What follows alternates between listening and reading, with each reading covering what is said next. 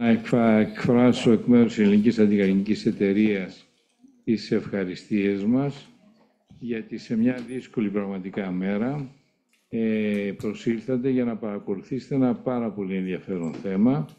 Ένα θέμα το οποίο έχει αρκετό μέλλον να δείξει πάρα πολλά πράγματα στην ιατρική και στην πρόληψη, αλλά και στη θεραπεία. Υπάρχουν 4 προσκεκλημένοι ομιλητές, οι οποίοι είναι ειδικοί στον κλάδο τους και θα μας διαφωτίσουν, αλλά θα μας δώσουν και ευκαιρία να συζητήσουμε απορίες, ενστάσεις, αντίθετες απόψεις ή οτιδήποτε άλλο, έτσι ώστε να είναι παραγωγική η σημερινή μας συνάντηση. Η πρωτοβουλία για αυτό το σεμινάριο ανήκει στον καθηγητή τον κύριο Μπεχράκη Παναγιώτη, ο οποίος είναι ένα ανήσυχο πνεύμα πραγματικά και ενδιαφέρεται για τις νέες εξελίξεις. Μπορεί να έχει γίνει γνωστός για τον μακροχρόνιο αγώνα του κατά του καπνίσματος, αλλά δεν πάβει να είναι και ένας εξειδικευμένος επιστήμονας, ιδίως στην πνευμονολογία, και γι' αυτό παρακολουθεί τις νέες εξελίξεις και πρότεινε τη διοργάνωση αυτού του σεμιναρίου. Δεν ξέρω αν θέλει να πεις 2 λόγια. Ευχαριστώ για την εισήγηση και ευχαριστώ όλους όσους έχετε έρθει σήμερα εδώ. Ιδιαίτερα ευχαριστώ τους ξένους προσκεκλημένους μας, οι οποίοι θα προσδώσουν, πιστεύω, σαφέστατο επιστημονικό κύρος στη σημερινή εκδήλωση. Εγώ εισαγωγικά θα ήθελα να πω ότι η ιατρική από τον 5ο π.Χ. αιώνα, που ξεκίνησε ως πραγματική επιστήμη από τον Ιπποκράτη, έχει μέχρι σήμερα μία πορεία η οποία δεν είναι χωρίς δυσκολίες, αλλά έχει ουσιαστικά αυτοπροσδιοριστεί ως επιστήμη, η οποία υπηρετεί την υγεία του ατόμου και του κοινωνικού συνόλου, απειλαγμένη τελείως από δυσιδαιμονίες, από θρησκευτικές προκαταλήψεις που προϋπήρχαν και κατά καιρούς προσπαθούν να επισέρχονται στη λήψη αποφάσεων. Η ιατρική εξελίσσεται σε αμιγώς επιστημονική βάση και στηρίζεται κατά κύριο λόγο στην πρόοδο των άλλων συναφών επιστημών, από τις οποίες αντλεί αποτελέσματα και τα μετατρέπει σε ιατρική πρακτική. Και για να γίνω πιο σαφής λιγάκι εδώ, θα σας παρακαλέσω να ρίξω μια ματιά στο τι έγινε μόνο μέσα στον 20ο αιώνα. Για να δούμε ότι εκεί ήταν η περίοδος που ανακαλύφθηκαν και μπήκαν στην ιατρική ζωή τα αντιβιωτικά για καταπολέμηση αιτιολογική των λοιμόξεων. Ήταν η περίοδος που είδαμε την απεικονιστική διαγνωστική να ξεκινάει από την απλή ακτινογραφία και να τελειώνει με εφαρμογές μεθόδων πληροφορικής, την computerized tomography, στο MRI, τη μαγνητική τομογραφία. Είδαμε την εφαρμογή των οπτικών ινών, την διαγνωστική προσέγγιση των διαφόρων οργάνων του σώματος. Είδαμε πρόοδους στη βιοχημία και στην αναλυτική των δεδομένων του ανθρωπίνου σώματος, που οδηγούν σε πολύ ακριβή διάγνωση και πολύ στοχευμένη θεραπεία. Είδαμε να γίνονται μεταμοσχεύσεις. Είδαμε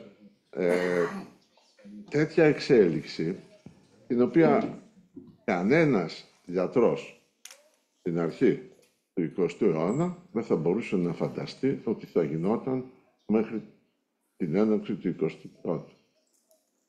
Και τα θέτω όλα αυτά για να αρχίσουμε να βλέπουμε λίγο τι γίνεται και στον 21ο αιώνα. Η βασική επαναστατική διαδικασία είναι η τεχνητή νοημοσύνη. Νομίζω ότι έχει αρχίσει να μπαίνει στην ιατρική. Η πολύ μεγάλη συγκέντρωση δεδομένων Η τεράστια αυτή συλλογή αναλύεται ταχύτατα, παίρνονται αποφάσεις όχι μόνο διαγνωστικές, αλλά και θεραπευτικές και πολλές φορές εκτελούνται κιόλας. Αυτό θα είναι το ένα κομμάτι της σημερινής συγκέντρωσης και συζήτησης.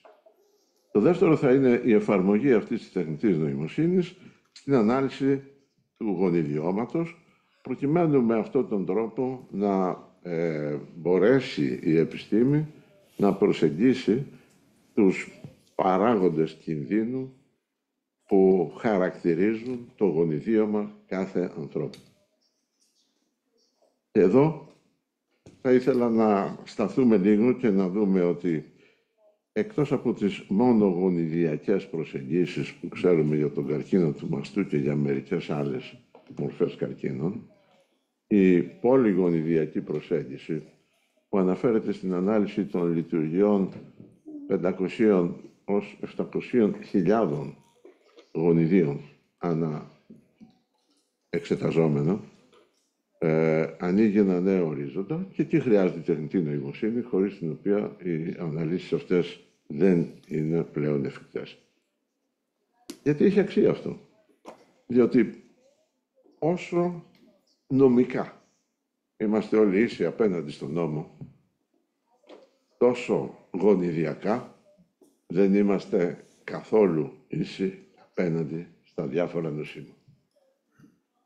Ο καθένας από εμάς έχει μία βιολογική ταυτότητα, είναι γραμμένη μέσα στα γονίδια μας και αν αυτά δεν αναλυθούν και δεν προσεγγιστούν, δεν θα μπορούμε να ξέρουμε καθόλου να απαντήσουμε στο περίφημο γιατί που αναπτύσσει ως πρώτη ψυχολογική αντίδραση κάθε άνθρωπος όταν διαγνώσκεται με καρκίνο. Το πρώτο που αναρωτιέται είναι γιατί εγώ.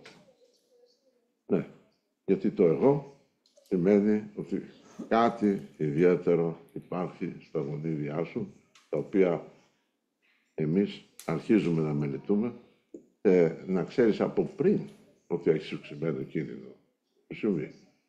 Η ίδια προσέγγιση έχει και το εξής επαναστατικό δεδομένο. Ότι γκρεμίζει τα στερεότυπα που υπάρχουν μέχρι σήμερα στην προσέγγιση με πρωτόκολλο ενιαίο όλων των ασθενών ή όλων των εξεταζομένων για προληπτική διαδικασία προκειμένου να εμφανίσουν καρκίνο. Ένα οζύδιο που βρίσκεται στο πνεύμονα ή στο μαστό σε ένα άτομο που έχει 5% πιθανότητα κινδύνου να πάθει καρκίνο, δεν μπορεί να αντιμετωπίζεται κατά τον ίδιο τρόπο με ένα άλλο άτομο που έχει 90% πιθανότητες να εμφανίσει μια κακοήθεια.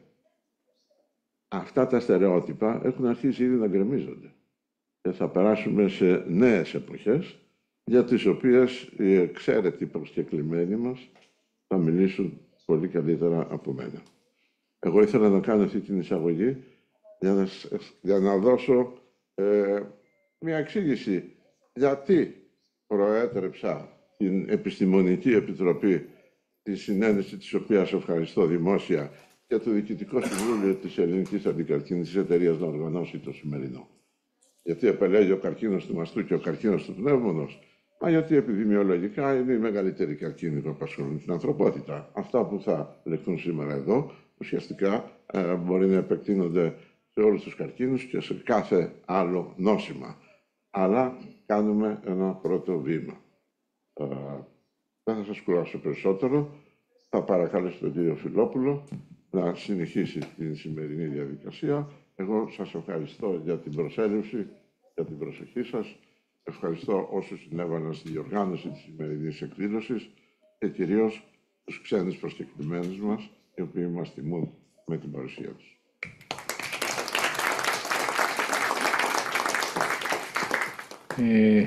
Ήταν χαρά του Υπουργείου. Απευθύνθηκε πρόσκληση στον Υπουργό Υγείας να είναι εδώ και να μπορέσει να δώσει ένα σύντομο χαιρετισμό. αλλά όπως θα δείτε και στο μήνυμα που βιντεοσκόπησε, υπάρχει Υπουργικό Συμβούλιο, οπότε το Υπουργικό Συμβούλιο προηγείται της εκδήλωσής μας. Θα παρακαλούσα τους τεχνικούς, εάν μπορούσαν να μας προβάλλουν το βίντεο με τον χαιρετισμό του Υπουργού Υγείας, του κ. Άδωνη Γεωργιάδη, για τη σημερινή ημερίδα.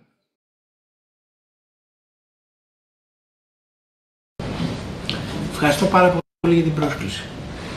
Είναι περιττό να πω ότι αποκλείεται να μην ήμουν μαζί σας σήμερα για να κηρύξω την έναρξη αυτού του τόσο σημαντικού συνεδρίου για την αντιμετώπιση, την πρόληψη και τη θεραπεία του καρκίνου, του μαστού και των πνευμόνων, ασθένειες που δυστυχώς ταλαιπωρούν πάρα πολύ κόσμο και οδηγούν δυστυχώς ακόμα πολλούς συνανθρώπους μας στο θάνατο. Ξέρω ότι αυτή τη στιγμή, την ίδια ακριβώς στιγμή, συνεδριάζει το Υπουργικό Συμβούλιο, άρα είναι αδύνατον να μην παρίσταμε στο νέο Υπουργικό Συμβούλιο. Είναι ο μόνος λόγος με τον οποίο δεν είμαι μαζί σας. Εύχομαι λοιπόν καλή επιτυχία στο συνέδριο. Θέλω να συγχαρώ τον κύριο Μπεχράκη. Έχω μια διαχρονικά πολύ καλή συνεργασία μαζί του και στο πέρα τη συνεχίζω και στο διάστημα της επόμενης ετίας. Να είστε καλά.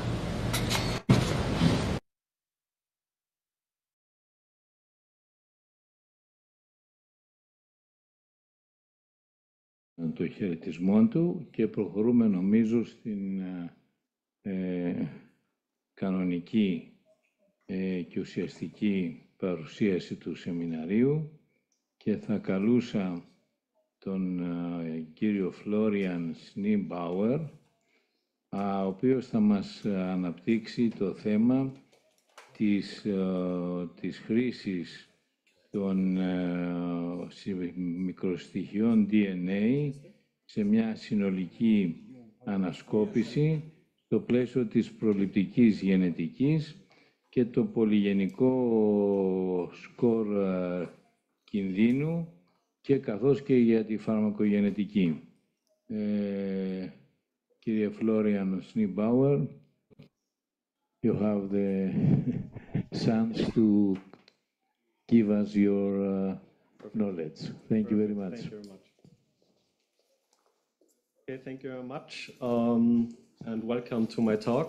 Thanks for the opportunity to talk in front of this great audience. My name is Florian Schneebauer. I'm a clinical laboratory geneticist from Austria. I have several years of experience in clinical as well as say preventive genetics. I'm also the co-founder of DNA Plus, where we strive to bring preventive genetics in the focus of physicians like you. My talk will concentrate on three key topics. So first of all, microarray-based genotyping. I will talk a little bit about the technical information and some pipeline benefits, and two interesting use cases for this technique that we are currently using in our laboratory in Salzburg. Let's start with the microarray-based genotyping. So actually what it is and how does it work. So microarray-based genotyping, often also called SNP genotyping or DNA array or whatever, is a technique where you can analyze hundreds of thousands of genetic variants in a single reaction. And this gives some opportunities and some limitations, of course. And it's a bead-based technology. Here on the side, you can basically see the glass slide, and the glass slide has on its surface, it has like hundreds of thousands of really, really small wells, and each of these wells contain a very small silica bead. And to this silica beads, there are small DNA fragments coated, and these fragments are linked to a specific region on the genome. And later on, when we put a DNA sample on the surface of the slide, the DNA sample, fragmented sample, binds to the specific silica bead, and we can add in a further step fluorescence labeled nucleotides to do the genotyping reaction. As I said, this technique has a lot of benefits, but also, of course, as every technique in the lab, some limitations. First of all, it's a quite high throughput technique, so our lab is currently able to process up to 10,000 samples a week, and it's completely automated.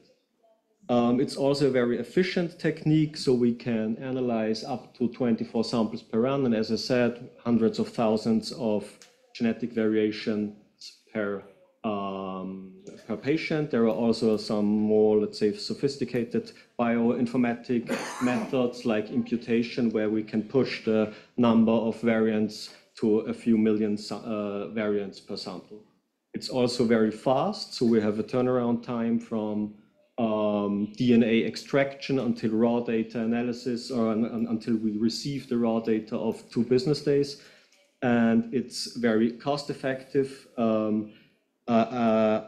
I see here like 20 times less compared to whole genome sequencing, but I talked to Dr. Patrinós and he said whole genome sequencing became already a little bit cheaper, so maybe it's not 20 times less, but it's still cheaper, I think.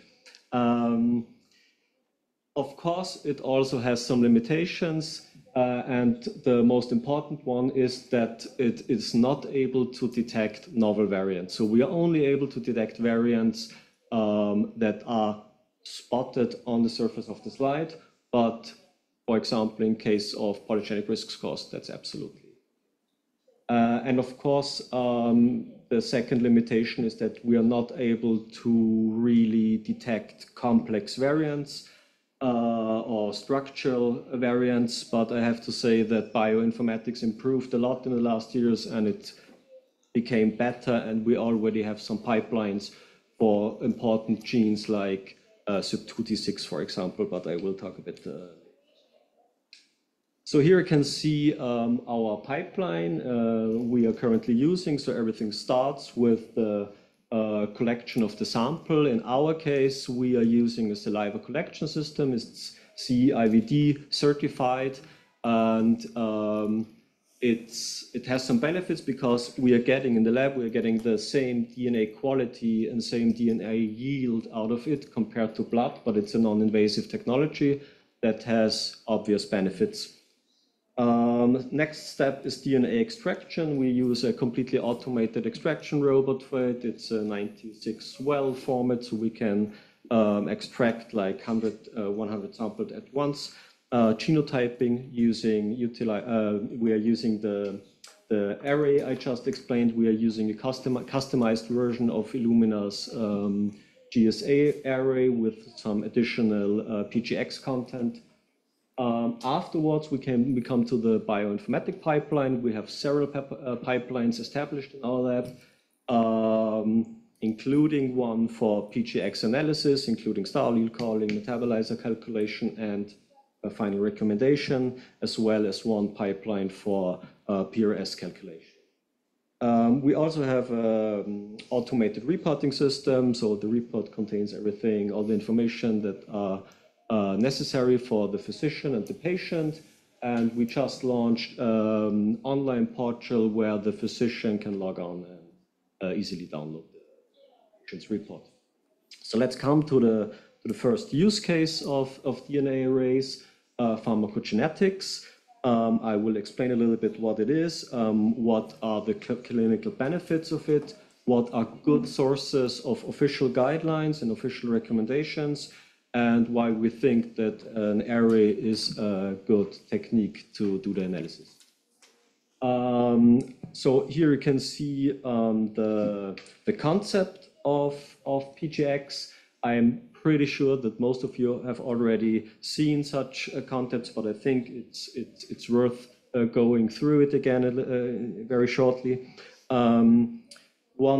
The definition of PGX is the study of how an individual's genetic makeup influences their response to certain medications.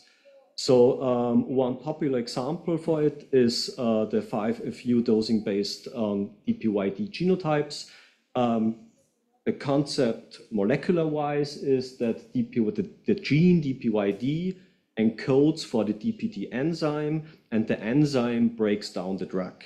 And mutations in DPYD can lead to DPD deficiency, and DPD deficiency, on the other hand, leads to 5-FU toxicity. So let's have a look at the bottom. Here you can see a schematic overview. So first of all, we need to find out the genotype of the patient. In terms of DPYD, we have 3 different genotypes that are inherited from the patient, from the parents. 2 normal functional alleles, 1 normal and 1 non-functional allele. For example, the star allele 2A is a non-functional allele, or 2 non-functional alleles, meaning homozygous for the star 2 allele, for example. And based on the genotype, we can calculate the phenotype that is normal for 2 functional alleles, for 1 and for 2 non-functional alleles. Based on that, or the phenotype defines the DPD activity that ranges from normal over reduced to none. And based on this DPD enzyme activity, we can give a final recommendation on the dosing of the medications. What's always interesting for physician is where you can find these information, what's a good trusted resource for it, and I would recommend to have a look at PharmGKB. It's a public resource that provides information about how human genetic variations affect response to medications. They split the annotations in 3 different important categories, let's say. The most important one are the clinical guidelines. They come from PGX societies like CPIC and DPWG, that's the Americans and the guys from Netherlands. And they publish really official guidelines for certain medications. And currently there are 193 medications with these official guidelines. There are also drug label annotations. They are coming from regulation authorities like the EMA, like the EMA and the FDA. And currently there are over 400 annotations for that. And the last thing, the last category is the clinical annotations. They come from publications and other resources, and there are over 5,000 annotations currently listed on PharmGKB. To make things a little bit easier, they also offer some kind of scoring system that define the level of evidence for the recommendation. And I think that this huge number, and the numbers are growing, show the importance of pharmacogenomics in some kind of way. As this is some kind of cancer congress, I also want to point out that PharmGKB also offers a specific category for cancer pharmacogenomics, as oncology is one of the therapeutic areas where PGX is already being applied in a clinical setting. PharmGKB currently lists 10 very important pharmacogenes for somatic cancer mutation used to select the correct treatment. They currently list 9 very important pharmacogenes for germline mutations that are basically used to predict the pharmacokinetics. And they have listed also drug labels with some kind of PGX biomarker information that could range from mutations to protein expression, whatever. So on the next slide, I tried to summarize the proof and benefits of implementation of pharmacogenomics in a clinic setting a little bit. The most, and I think the most important benefit, the most important proven benefit is that it has been shown that implementation of pharmacogenetics reduce drug side effects by 30%. I also talked to Dr. Patrinós about this because he participated in the study, or his department participated, and maybe he can tell us a little bit more about it, but I think it's quite exciting results of the study. There are also other benefits like improved drug efficiency, enhanced medication compliance, a reduced hospital visit, reduced ER visits, cost effectiveness, very important. It helps to approve more drugs, and of course, it reduces mortality rates, which is also, I think, quite important.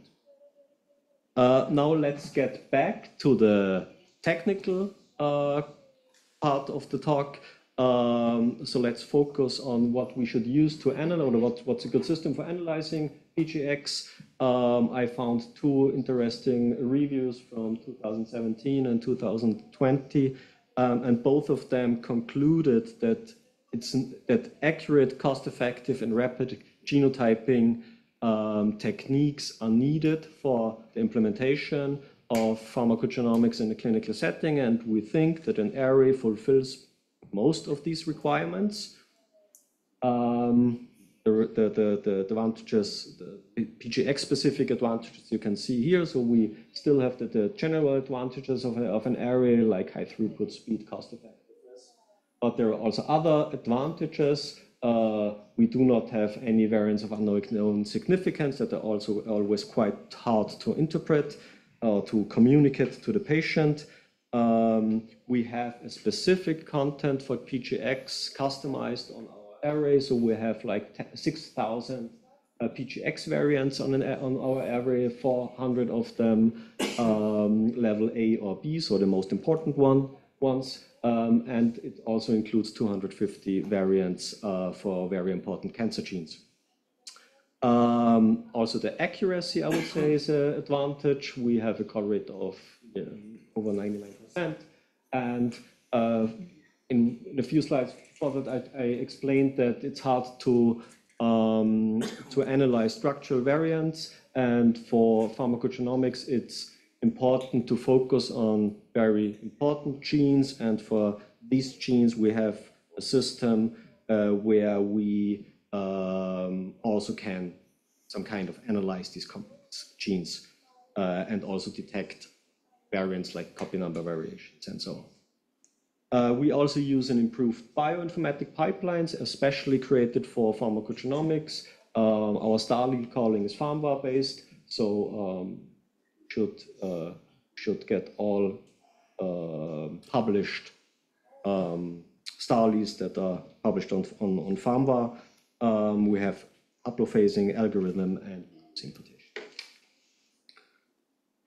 So let's come to the third part of my talk, the second use case, polygenic risk scores.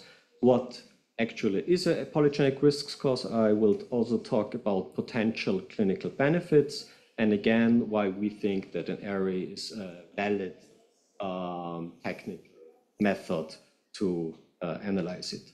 So first of all, we have to remind ourselves that of the multifactorial nature of common disease. So developing a particular disease, of course, is influenced not only by genetics, but by a combination of different factors, including biological factors like age, sex, ethnicity, medical history, like former conditions, blood values, of course, lifestyle factors we can change, like poor diet, physical inactivity, alcohol consumption, and so on, environmental things, pollution, psychosocial factors like chronic stress or mental health disorders, and of course the genetic factors that can further be split up into monogenic predispositions and polygenic predispositions.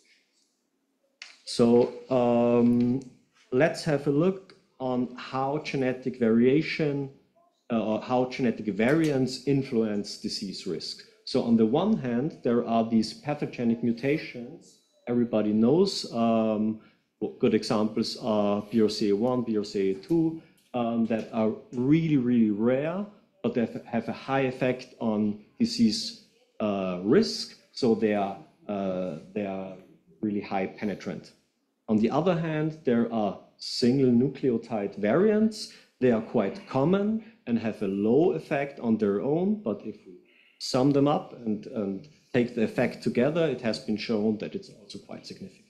And in between, there are also pathogenic mutations with medium or low penetrance, like JAK2 mutations, for example, And as I said, the sum of these common variants we are using to calculate our polygenic risk scores by weighing them by their effect size. But of course, it's not that straightforward as always. So here you can see a short overview on how PRS is calculated. So first of all, we need a training data set. Basically, these are genome-wide association studies, so large case control studies where the scientists compare individuals with the disease and individuals without the disease, and they identify the variants that are increasing the risk, and they also calculate the effect size per variant. After that, we use several approaches to calculate different polygenic scores. I think George can tell you more about the bioinformatic background about it, but you can see there are different approaches. In our lab in Salzburg, we also use machine learning already for that, so that's not that possible to use. Then, when we created the polygenic scores with the different approaches, we need to test them, and we take another data set that is not the same as the first one, and then we perform some kind of association testing, and then we are able to identify the best polygenic risk score in terms of performance. After that, we take another data set and we validate the score against it, and we can calculate some kind of performance metrics. For example, one performance metrics that is commonly used is the area under the curve that really measures the accuracy of the model in distinguishing between individuals with and without the disease. So let's compare monogenic and polygenic risk a little bit. While monogenic risk or monogenic testing or testing for monogenic risk is already used in clinical routine on a daily basis, polygenic risk or polygenic risk scores are not already there. But let's focus on so monogenic risk is caused by very rare pathogenic mutations like BRCA1 or BRCA2, while polygenic risk, as we learned, is the sum of common variants. Our current panel is using our current panel for breast cancer is currently using over 500,000 variants, for example. And let's have a look at the most important, or one of the most important outcomes. So I show here the conclusion of a Nature review study, and what they did is they analyzed the lifetime risk of a carrier of a pathogenic mutation, and they compared it to an individual that is in the highest percentile of polygenic risk. And what they found out is that, for example, the carrier of a BRCA1 mutation has a lifetime risk of developing breast cancer of a little bit over 70%. A high polygenic risk score means that you're only slightly below that, even higher than a PALP2 mutation carrier. The next question is, what is the population frequency of that? So while a BRCA1 carrier has a population frequency of about 1.5%, you see that it's completely comparable. So what does that mean? To summarize, research has shown that the high polygenic risk is completely comparable to a monogenic mutation, not for all diseases, but for some of them, comparable to a monogenic mutation in terms of effect size and population frequency. There are also other diseases where similar results have been shown. One example are cardiovascular diseases, where it has been shown that the high PRS leads to a threefold increase of risk for coronary artery disease, for example. This is absolutely comparable to a monogenic pathogenic FH mutation. But the interesting thing is that the frequency of individuals, highest percentile polygenic risk was 20-fold higher compared to monogenic risk. Therefore, even the American Heart Association published a scientific statement where they said that because monogenic carriers meet current clinical guidelines for intervention, a logical extension would be considering individuals with similar risk level attributable to polygenic status. So they said, if it's the same risk as monogenic, why not put it into it? So let's come to the last part of the talk. So the main question is, how can we use polygenic risk scores in a clinical setting? And I think, or we think, that the best way is to see it as one part of overall risk assessment. So since common diseases are multifactorial, it's essential to consider as many risk increasing factors as possible, and including polygenic risk scores, maybe, and calculate an absolute risk out of it. It already has, several studies already showed that integrating polygenic risk into overall risk assessment improves or gave a higher predictive value compared to clinical factors alone. This has already been proven in several studies, and of course, a higher predictive value leads to earlier detection of the disease. That means reducing mortality rates and increasing the chances of successful treatment. Again, beside the general benefits of a DNA array, also for polygenic risk scores, it has some benefits and some limitations. The benefit is that it has a high density of common variants, so we can calculate a lot of different polygenic scores for different diseases with the same assay, the same area, and the same workflow in the lab. Of course, it's again very accurate, and we do have an improved bioinformatic pipeline that is completely standardized, imputation, calculate like hundreds of thousands of variations to millions, and yeah, it's a completely automated pipeline as well. So to summarize the key points of my talk, we think that microarray offers a practical, cost-effective, scalable method for genotyping millions of variations. Of course, it has also some limitations as array method in the lab. And two interesting use cases we can utilize with this technique is pharmacogenetics and polygenic risk scores.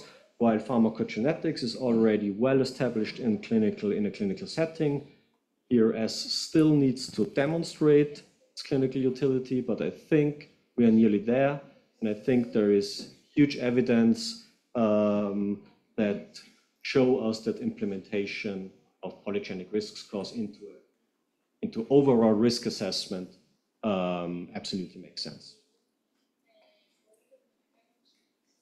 Just a glimpse of our lab in Salzburg. If someone of you comes to Salzburg, I would be happy to guide a tour. Yeah. Questions, and on my last slide, of course, I want to thank you for your attention. I want to thank our collaboration partners, namely Allelica and Novogenia, for the perfect collaboration. And of course, I want to thank the Society for organizing such a wonderful event.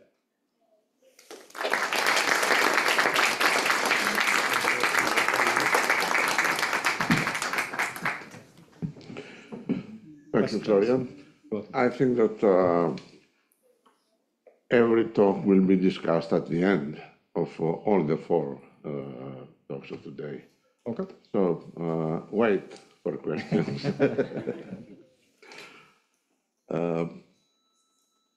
Thank you.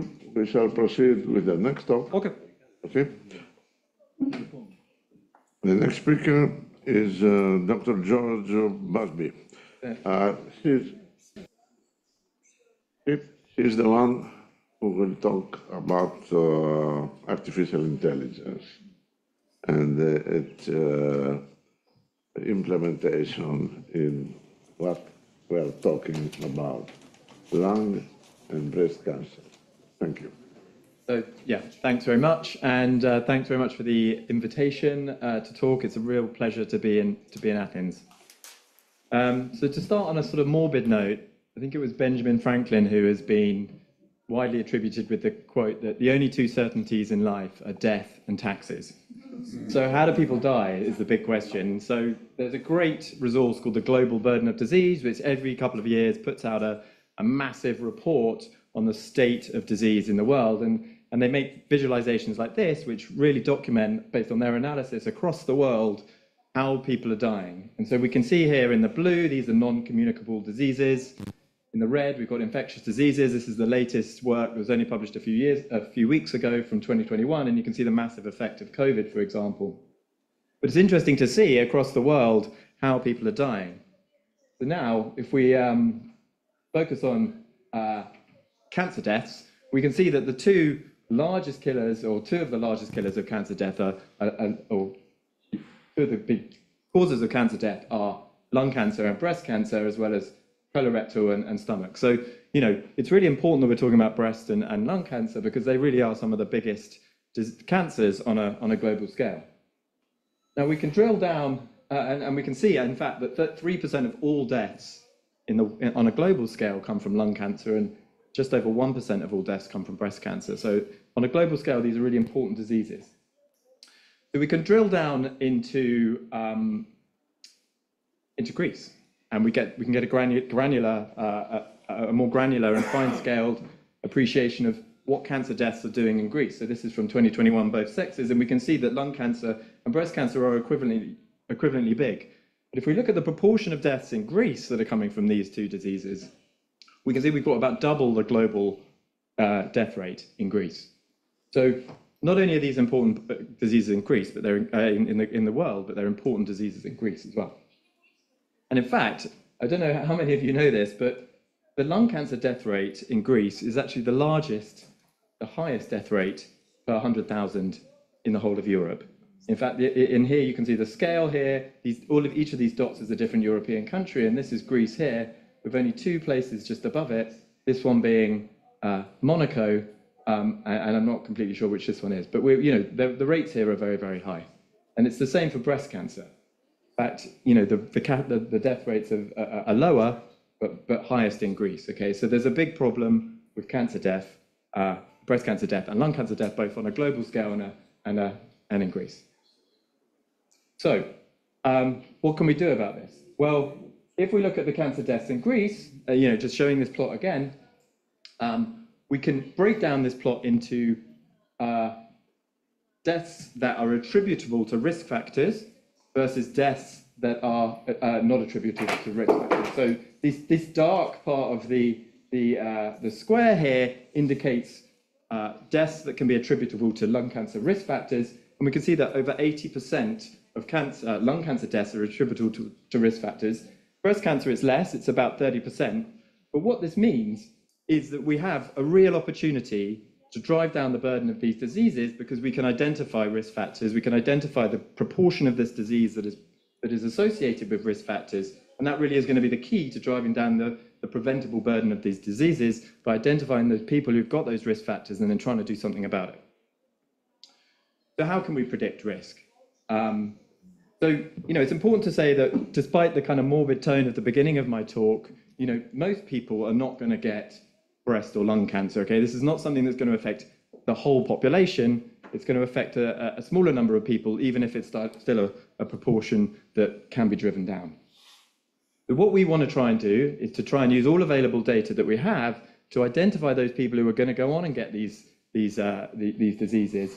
And in order to do that, we just need as much information as possible, as many different validated risk factors as possible. And importantly, we need to build models using AI and using multiple different data modalities that can really help to accurately identify these people at high risk.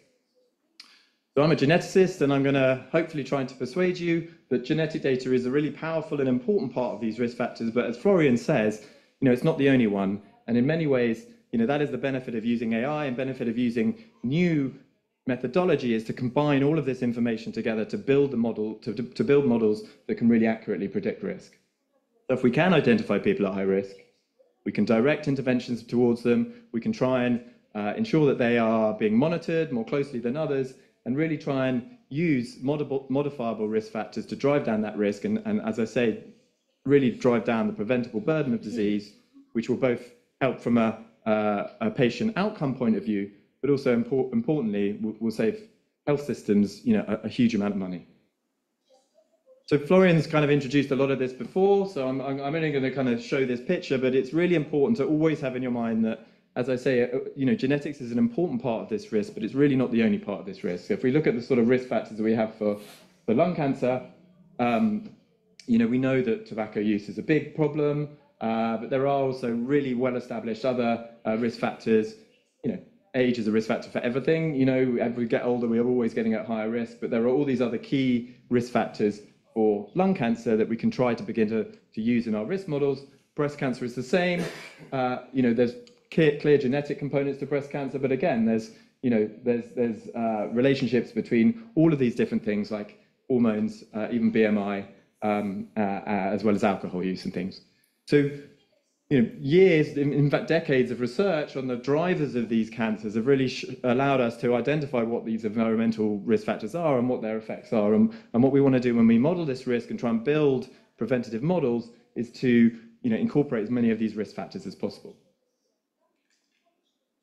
Okay, so this is recapitulating a story that Florian really just told us. So if we think about genetic risk, we have these rare variants with large effect on the one hand, the so-called monogenic variants, and we have common variants on the other hand. And so, as Florian was saying, we have, well-established from familial studies, studies of people with cancer have identified mutations across these genes that are, strongly associated with cancer. But we've also performed many now genome-wide association studies and identified hundreds, if not millions, of genetic variants spread across the genome that have an effect on breast cancer. And when we're building polygenic risk scores, what we're trying to do is to use these common variants to really identify those women who have higher genetic risk. And as Florian says, at a population level, people who are carrying these rare mutations are actually very, very rare. Whereas depending on where you draw a high risk threshold, you can really capture up to 10% of the population, even greater percent of the population who are at higher risk based on their PRS. So we're really trying to bring these genetic tests away from, the benefit to, the important benefit, but to a relatively small proportion of the population, to a benefit to a much larger proportion of the population. We've already seen this slide. It's a version of the one that Florian said, but the idea here is that as you get more common, as variants get more common, the effect is smaller, but there are many, many more of these, and that's what we're using when we build a polygenic risk score. So Florian spoke a bit about this. I'm just going to kind of give a kind of cartoon version of how we build polygenic risk scores and what we're really trying to do here. So this is a DNA molecule here, and as we probably all know, DNA is made up of 4 bases, an A, T, a C, and a G, and these come in a different order in the genome. And when we look at different individuals, they will differ at a few places along these genomes called mutations or variants, right? So different people will have mostly the same DNA, but there'll be some changes in small parts of these genomes. And what we're doing when we're using a polygenic risk score is capturing these genomes, the differences in people's genomes at these mutations, and assessing what the effect of a particular allele at a particular part of the genome is on disease, and then building a polygenic risk score from that. So here we can see 3 different individuals, just looking at 2 different variants here. And in this particular case, there are 2 variants here, one of which has a risk allele which is a G, one of which has a risk allele which is an A. And we know that if an individual with a G, if an individual has a G, then the effect of that is an increase in risk of 0.5. With this variant, if an individual has an A, an increase in risk of 2.5. So we can look at these individuals, we can look at their genotypes across these 2 variants and just simply add up the risk that they get from having these variants, and at the end we get a single score, a polygenic risk score, that indicates the amount of risk that these individuals have from these variants. The important thing is that we're not just using 2 variants, as Florian says. In our breast cancer polygenic risk scores, we use something like 500,000 variants, and you can even build polygenic risk scores with millions of variants. But the concept is the same here. What we're trying to do is to add up this risk, generate a single number for an individual that is based on all of these variants spread across the genome. So when you apply these polygenic risk scores to a population, you get a normal distribution of scores. Most people have a score in the middle, but some people have very high scores, some people have very low scores. And what we do when we validate these polygenic risk scores is we apply them to a population of individuals where we know disease outcomes. So in this case, we know who's got breast cancer and who hasn't got breast cancer. And we can use that to estimate the risk of disease based on where you are in this distribution. And if this polygenic risk score is doing something sensible, it should identify people with high polygenic risk scores who have a much greater risk than people with lower polygenic risk scores. We can then segment that distribution. We can identify the polygenic risk score, the polygenic risk scores that equate to higher risk. And we can go back to this distribution, the original distribution, and threshold it and say, look, we know that individuals who have polygenic risk scores in this part of the distribution have higher risk. And this is the concept that we're using when we try to use a polygenic risk score to identify people at high risk. Now, how do we use polygenic risk scores and other clinical risk factors to predict breast cancer? So the work I'm going to present now is some work that we've been working on, some research we've been working on for a few years now at Allelica, where we've leveraged, as I say, decades of work that has gone into building 2 key risk models here. There's the CAN risk model and the Tyrer-Cuzick risk model. These are 2 incredibly well validated, incredibly well used breast cancer risk models that don't currently use polygenic risk scores. And what we want to try and understand is when we use these models, when we use the effects of these risk factors from these models, and then layer on top polygenic risk scores, do we get a better model? Do we get a more predictive model? And can we identify more women who are going to go on to get breast cancer? So from these models, we can use genetic risk as well as these other risk factors to identify and predict absolute risk of disease. So things like 5-year risk, 10-year risk, or lifetime risk of disease based on all of these different risk factors. So here's an example of some of the non-genetic risk factors that go into these models. So here's some risk factors, and you can see that as I've said many times, there are multiple different risk factors here. On the x-axis, we can see the effect of these different risk factors, and here are some values for these risk factors. So depending on your value here of, say, for example, the age of menarche, if you have a very young age of menarche, your risk is going to be higher. If you're about my height and you're a woman, it turns out that you actually have an increased risk of breast cancer, a well-established risk between height and breast cancer. So we can use these different risk factors and the values that a woman has for these different risk factors to combine these risk factors in a way that predicts an overall risk of disease. So this is our kind of baseline model, a model based on all of these different risk factors. But what about genetic risk factors? So here I'm showing you an analysis of about 100,000 women from the UK Biobank. This is from whole exome data. And you can see here, using this whole exome data, we've identified women who have pathogenic or likely pathogenic variants in a range of different diseases here. And even in 100,000 women, we're only finding a few hundred, across all of these genes, we find about 2,000 women, a few hundred in each gene who are carrying these mutations. So as I say, they're rare at a population level, but here again, looking at the effect size here on the x-axis, the increased risk of disease associated with these different monogenic variants, we can see that we can get, different values. And if we sum up across all of these genes, if you're carrying a risk variant, it can be anywhere between, a 1.7 increased risk of disease for somebody carrying a CHEK2 mutation right up to a 6-fold increase for carrying a BRCA1 mutation. So I've made the size of these dots proportional to the frequency of these in the population. So you can see they're all quite small dots. Now what happens if we look at polygenic risk scores? And here you can see these dots are now much bigger. So rather than using a so in order to get these risk values, what we've done is taken that distribution that I showed at the beginning, taken the tail of the distribution and identified the risk of that tail compared to the rest of the distribution. And here you can see that in the top 5% of women, top 5% of the population here, we're getting an average risk of about a 3-fold increased risk, which is just under the risk associated with being a carrier of any one of those genes. So as Florian says, we're really starting to reach equivalence here of risk computed from polygenic risk scores to risk computed from monogenic variants. And the key thing is here that these individuals are very, very much more common in the population. And here we're using polygenic risk scores applied to individuals of different genetic ancestries, and we can show that across diverse populations, we're getting a similar story here. Across these different groups, we're seeing, an increased risk in a significant proportion of the population that's being identified through the polygenic risk score. So how can we utilize this information and combine it all together? And that's what we're going to do. That's what I'm going to describe by our integrated risk models.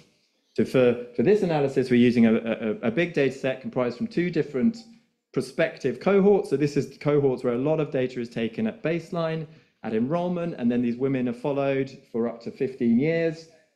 These two key cohorts are the UK Biobank in the UK and the Women's Health Initiative in America. And we have these women, we have a range of different clinical risk factors and genetic risk factors. None of the individuals in this study, or any individual in the study who had breast cancer at enrollment or before enrollment were removed. So we've got people who have not had breast cancer, and we're following them with these clinical risk factors and predicting risk over around up to a 15-year follow-up period. So what we want to try and do is show the benefit of adding genetic risk, and the way to do that is to apply the risk models, those validated risk models on these populations, identify what an individual's risk is, integrate into that model, build a new model that integrates into that model polygenic risk scores, and see which one is better. Which one is better, the model without polygenic risk score or the model that has a polygenic risk score? Because what we're really interested in here is trying to identify the best model that most accurately affects the women who go on to get disease. So I'm now going to show you some results of this analysis. Here we have a risk horizon. So here I'm looking at 10-year absolute risk, and I'm defining high risk as somebody who has an over 3.3% 10-year risk of breast cancer. That aligns with some US-based guidelines as to what a high 10-year risk threshold is. Here I've got different groups. So each of these different colors represents a different genetic ancestry group or a different population of individuals. The reason for showing this is to kind of look at how these models perform in individuals with different ancestries. And here on the y-axis, what we're looking at is a statistic called the categorical net reclassification improvement. But the important thing to note here is that as we move up these plots, the higher the bar, the better the PRS model is, and the lower the bar, if the bar is beneath 0, it's a worse model for the polygenic risk score. So here we can see across multiple different time horizons, multiple different types of risk, multiple different thresholds, we're seeing the same story. We're seeing the positive reclassification index, the better, more accurate model when PRS is used using our latest polygenic risk scores. We can also use other polygenic risk scores and show that even with a more routinely used or another used polygenic risk score, which only has 313 variants, we see a similar, not quite as pronounced improvement in these models based on incorporating in the polygenic risk score here. But the key point here is that we are really, able to show here at these are significance levels. We're really able to show that integrating this polygenic risk score provides a better and more accurate way to model risk. So this, incidentally, this work is under review at the moment. In your packs, you will have a brief overview of the paper, and there's a link there to the preprint that describes this and a lot of other analyses that we've done around breast cancer risk. So how can we utilize and use these sorts of ideas to look at lung cancer, which, as I said at the top, is a really significant problem both globally but also in Greece? So there are some lung cancer risk models. These don't currently use any genetic information, but the important thing is here is that there is, again, as with breast cancer, and as many know, there are decades of work looking at understanding what the risk factors for different for lung cancer is and what these differential effects of these risk factors is on lung cancer.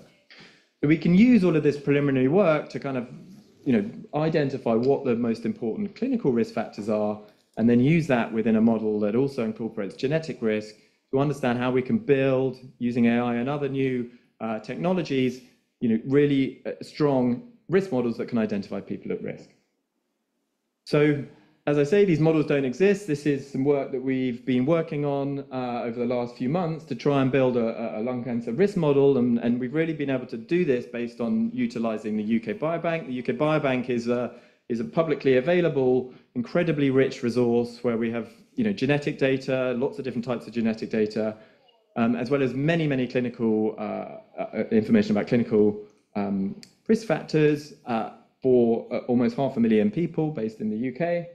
And there's a lot of key lung cancer risk factors incorporated in this study as well.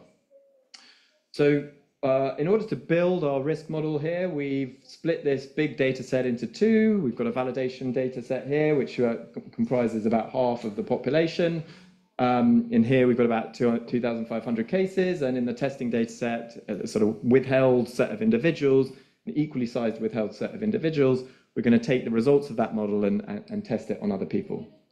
So as I say, we have multiple clinical and genetic risk factors. We've removed anyone who had lung cancer at enrollment. So these are people who are disease-free at the beginning of the study. And what we've been able to do over the 12 years is to identify these almost 5,000 people have had disease over the 12 years of follow-up. And what we want to do is to say, can we build a model that can predict well who's going to get who's going to get disease?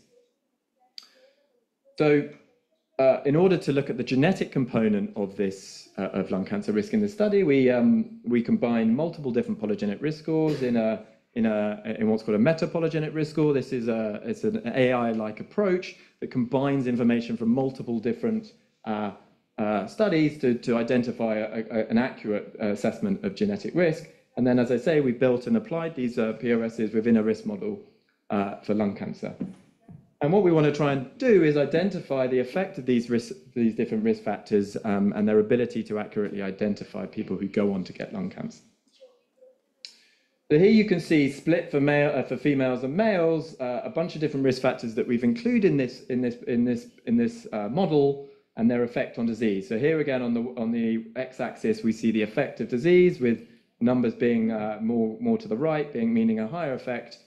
And here you can see the really well-established and quite scary effect of being a current smoker on your risk of lung cancer. So here, if you're a current smoker, you've got, depending on your sex, you've got a 12 to over 15-fold increased risk of getting lung cancer. So it's nice to see this because it really recapitulates the effect here. But it is a really important effect, and it is something that we see in this data set. So what else do we see? Note that now I've kind of removed those long axes there because the risk here is so high that it kind of squeezes down the rest of the risk here. So here I've reduced down the x-axis here, and what can we see? So we can see that even if you used to be a smoker, so this is a previous smoker at enrollment, you've also got risk. Okay, so the effect of being a previous smoker is still seen in these models. What else do we see? We see these other risk factors that are really important. Key ones here are any other form of lung disease, family history of disease, age, as with many of these common diseases, is always a risk factor, and venous thromboembolism as well. These are all key risk factors, and these are risk factors we want to include on our model. So so what about PRS? So PRS has an effect. It's a pretty similar effect in women and men. So what we want to do is to incorporate this into our model. The interesting thing we found, and we believe we found this for the first time on the basis of this project, is that polygenic risk scores have a greater effect in people who are currently smoking. So what do I mean by that? We found in this analysis a significant interaction between the polygenic risk score and being a smoker. But what this means is that when we build an integrated risk model that incorporates a polygenic risk score, we're getting a better assessment of what the effect of being a smoker is when we incorporate the PRS, because there's this differential effect of the PRS in smokers and non-smokers. So this is really key, and I'll show you how this kind of will potentially fold out when we look at some results of these models. So now I'm going to show you some plots like this that look at the application of these risk models to that held out testing data set. We're looking now at the prediction of risk over time. We're looking at 5-year predicted risk of lung cancer. Each of these blocks represents a different combination of sex, PRS, and risk factors. So here we have different colored lines reflect whether or not you're carrying none, or pink is just family history, green is family history and lung disease, and blue here is family history, lung disease, and venous thromboembolism. In each of these plots, we see age over time, and when we see the risk on the y-axis going up over time. So we can see across all of these different combinations here, we have an increase of risk over time, which is what we expect. But the nice thing is that we can really try to pull apart these effects, the effects of these different things and how they influence an individual's 5-year risk of lung cancer. As I say, the first obvious thing that we can see from these plots is that the risk increases with risk factors and it increases with age. So this model is absolutely doing what we expect it to be doing.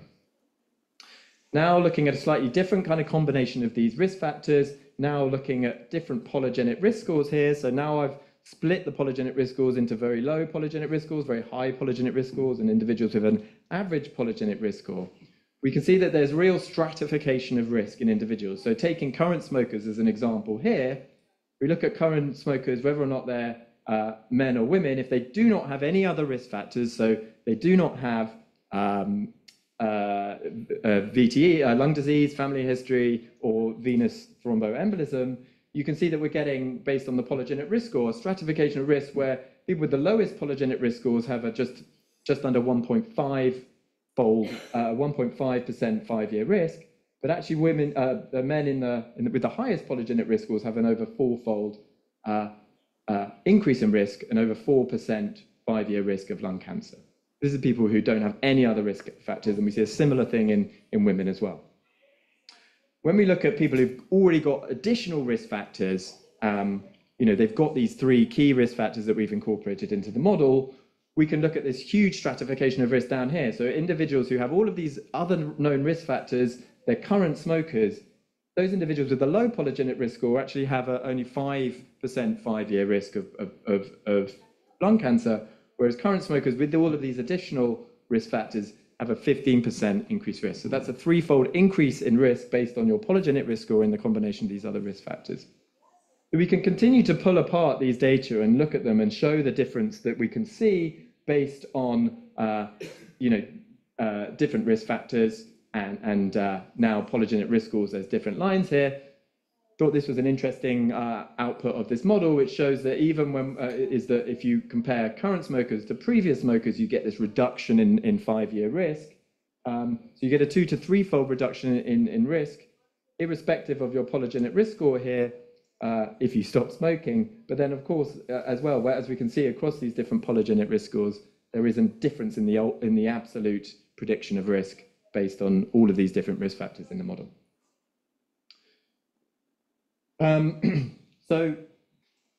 hinted at this in the first plot that showed the effects here, but when we look at the high polygenic risk score here, we can see that in individuals with all of these additional 3 risk factors and a high PRS, you can see that the effect is greater in individuals with the high PRS. So we're getting this massively increased effect of the PRS in people who are smokers. So what does this mean? It means that if you really want to understand the effect of smoking on your absolute risk of lung cancer, you need to know what your polygenic risk score is as well, because that is going to make you understand whether or not you are at the top end of this distribution or towards the bottom end of this distribution. And that's equating, as I say, to an over 3-fold increase in the absolute risk of lung cancer. So the important thing to say is that this is some ongoing work that we're doing. We're still building this model. It's based on the UK Biobank, and it's great to be here in Athens to try to show the benefits of having these large-scale population resources. And the ambition would be absolutely, given the prevalence and the importance of lung cancer in Greece, to try and validate these sorts of models in the Greek population. So I hope I've been able to show you that breast and lung cancer have a very high burden on health systems, and some of this disease is absolutely preventable. But what we need to do is to build risk models, and especially those risk models that incorporate genetic information that's orthogonal, so it's independent of many of these other risk factors, in order to build models that can most accurately identify those people at risk, so that we can really try to focus interventions on those people who are going to go and get disease rather than, those who are not. And so, as I say, if we can target interventions at a population scale on those at a high risk, it's really going to help drive down the burden of disease and really try to lead to a quantifiable reduction in cancer incidence. With that, I'll say thank you again for the great opportunity to be here, and if you need to get in touch, that's my email address.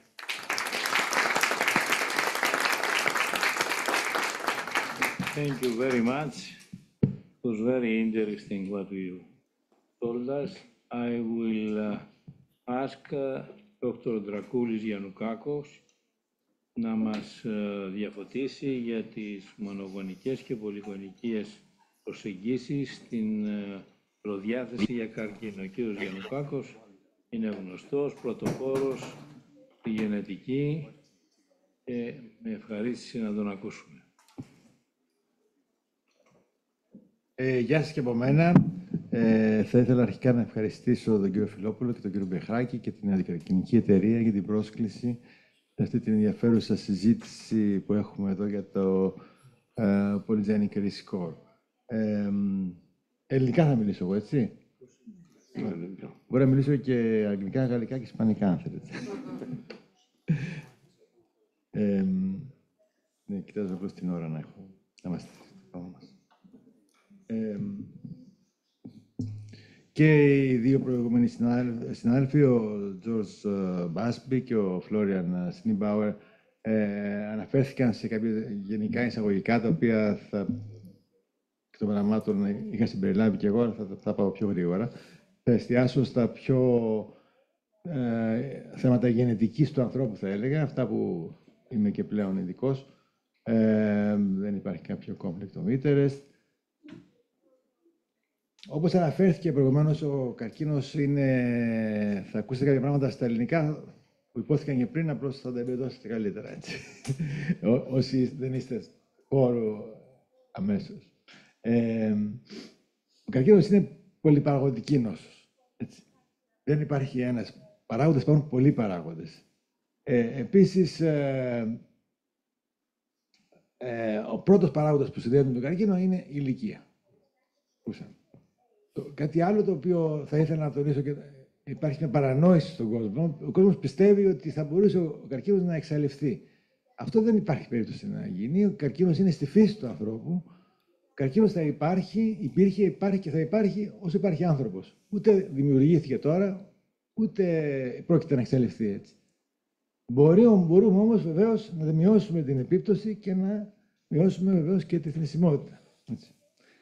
Είναι στη φύση του ανθρώπου γιατί συνδέεται με την ηλικία. Αυτό είναι μια ηλικιοεξαρτώμενη νόσος. Έτσι.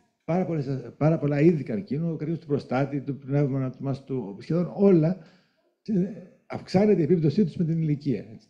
Και αυτό έχει να κάνει με το ότι, θα έλεγα απλά, όπως και τα αυτοκίνητα, τα γρανάζια της επιδιόρθωσης του DNA στο ανθρώπινο σώμα φθύρονται με τα χρόνια, με αποτέλεσμα να υπάρχουν πιο πολλές πιθανότητες να δημιουργηθούν λάθη στο επίπεδο της επιδιόρθωσης του DNA, γιατί εκεί είναι η βάση του καρκίνου, με αποτέλεσμα να δημιουργούνται κάποιες κυταρικές σειρές, κάποια κύτταρα, τα οποία στην πορεία θα εξελιχθούν σε καρκίνο. Όπως ακούσαμε και προηγουμένως, όπως είπαμε, η ηλικία είναι ο πρώτος παράγοντας, μετά είναι βεβαίως το γενετικό υπόβαθρο, ο τρόπος ζωής και το περιβάλλον σε γενικές γραμμές. Έτσι. Κάθε από αυτές τις κατηγορίες έχει ιδιαίτερο ειδικό βάρος ανάλογα με τον άνθρωπο. Για παράδειγμα, το γενετικό υπόβαθρο σε ορισμένες κατηγορίες ανθρώπων που έχουν υψηλή προδιάθεση παίζει πολύ σημαντικό ρόλο. Δηλαδή, μια γυναίκα που έχει μετάλλαξη των γονίδιων breast cancer 1, έχει εξαιρετικά υψηλές πιθανότητες να κάνει καρκίνο. Πολύ πιο υψηλές από το γενικό πληθυσμό.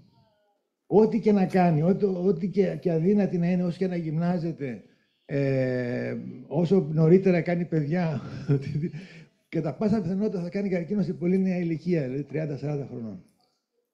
Οπότε θέλω να πω ότι σε άλλους ανθρώπους το γενετικό υπόβαθρο παίζει ρόλο, σε άλλους παίζει το lifestyle, Σίγουρα το lifestyle έχει να κάνει με το αν είμαστε παχείς, αδύνατοι, αν γυμναζόμαστε, αν οι γυναίκες αν έχουν κάνει παιδιά νωρίς ή όχι κτλ. Όλοι αυτοί οι παράγοντες. Συγχωρείτε.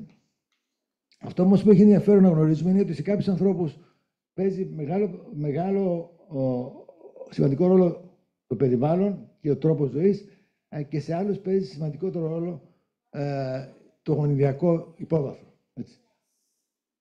Και βεβαίως αυτό έχει να κάνει και με το όργανο για το οποίο αναφερόμαστε. Ο μαστός, για παράδειγμα, επειδή ο καρκίνος του μαστού είναι ο πλέον μελετημένος καρκίνος, για έναν επιπλέον λόγο, γιατί ξέρουμε πολλούς παράγοντες που επηρεάζουν τον καρκίνο του μαστού. Για παράδειγμα, στο πνεύμονα ξέρουμε βασικά το τσιγάρο ή τον αμίαντο, κάποια χημικά ουσιαστικά που επηρεάζουν. Έτσι. Στο πνεύμονα ξέρουμε ότι κυρίως είναι το κάπνισμα και ο αμίαντος σε κάποιες λιγότερες περιπτώσεις. Ή τα χημικά γενικότερα. Έτσι. Δεν ξέρουμε άλλους παράγοντες όμως. Αντίθετα, στον καρκίνο του μαστού έχουμε την ηλικία εμιναρχής, ηλικία εμινόπαυσης, ηλικία πρώτης τελειόμενης κύησης, ηλικία των άλλων οικειήσεων. Η πυκνότητα του μαστού επίσης, η πυκνότητα του μαστού είναι ένας πολύ σημαντικός παράγοντας που συνδέεται με τον καρκίνο, αλλά και το βάρος, η δίαιτα και πολλά άλλα πράγματα. Ο καρκίνος του μαστού έχει την ιδιαιτερότητα ότι είναι ένας καρκίνος στον οποίο γνωρίζουμε πάρα πολλούς παράγοντες που επηρεάζουν. Κάτι που δεν ισχύει για άλλους καρκίνους. Για παράδειγμα, στο καρκίνο του πάγκρεας δεν έχουμε ιδέα τι άλλο μπορεί να επηρεάζει. Υποθέσεις κάνουμε. Στον πνεύμονα, είπαμε, ξέρουμε το κάπνισμα και τον αμίαντο. Ή στο γαστρεντερικό σύστημα ξέρουμε κάποια πράγματα, η διατροφή, ας πούμε, το κόκκινο κρέας ή το καμένο κρέας, ή επίσης και το κάπνισμα, την οροδόχο κίστη κτλ. Παίζει ρόλο. Αλλά σε άλλα όργανα, ας πούμε, είναι δύσκολο να βρούμε με κάποιους παράγοντες που παίζουν ρόλο. Οπότε γι' αυτό και ψάχνουμε προφανώς το γενετικό προφίλ που μπορεί να μας δώσει κάποιες ιδέες. Το γενετικό προφίλ, λοιπόν, θα μπορούσαμε να το χωρίσουμε σε δύο μέρη. Όπως αναφέρθηκε προηγουμένως, είναι αυτό που έχει να κάνει με το μονογονιδιακό μοντέλο, που είναι η γνώση που έχουμε μέχρι σήμερα. Έτσι. Είναι συγκεκριμένες ασθένειες ή συγκεκριμένα γονίδια, τα οποία συνδέονται με συγκεκριμένες ασθένειες και μερικές φορές μάλιστα είναι στο πλαίσιο κάποιου συνδρόμου και άλλες φορές είναι εκτός συνδρόμου. Δηλαδή έχουμε μια μορφή που λέγεται συνδρομική και μια που είναι μη συνδρομική, μια μορφή προδιάθεση των καρκίνων. Και ως δεύτερο, θα λέγαμε, τμήμα του γονιδιακού υποβάθρου υπάρχει το λεγόμενο πολυγονιδιακό μοντέλο για την εκτίμηση του καρκίνου.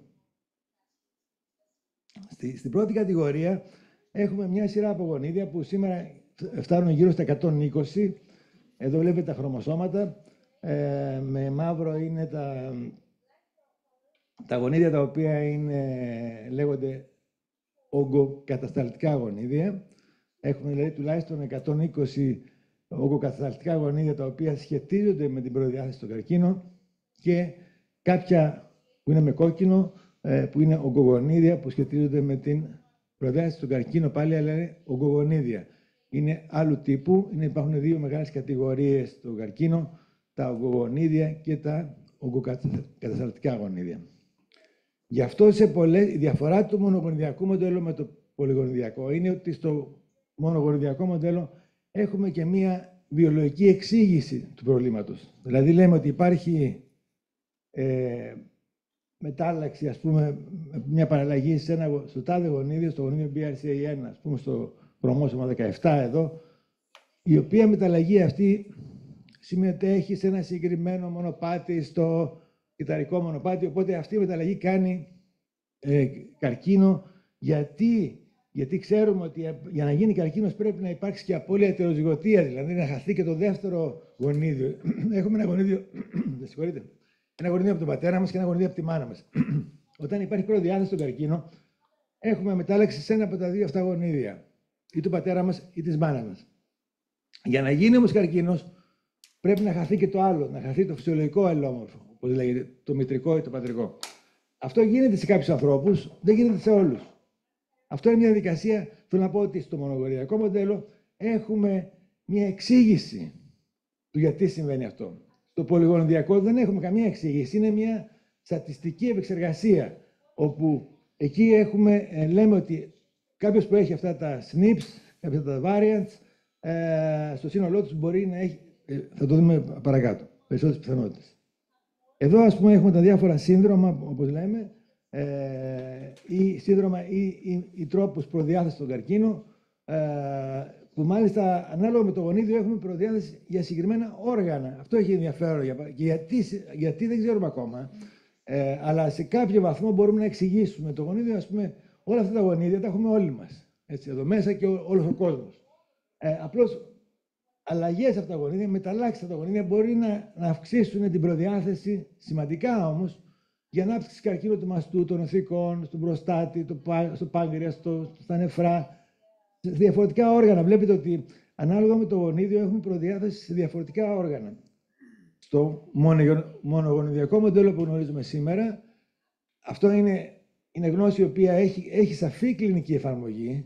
Έτσι. Δηλαδή είναι γνώση η οποία μια γυναίκα η οποία έχει μετάλλαξη στο γονίδιο BRCA1, για παράδειγμα, θα πρέπει να κάνει συγκεκριμένες εξετάσεις, μαστογραφία, μαγνητική, ενδεχομένως παρακολούθηση, υπέρηχο, σε τακτά χρονικά διαστήματα, και να υπάρχουν ακόμα, δίνεται και η οδηγία για μαστεκτομή εφόσον υπάρχει σοβαρό ιστορικό και εφόσον υπάρχουν ενδείξεις.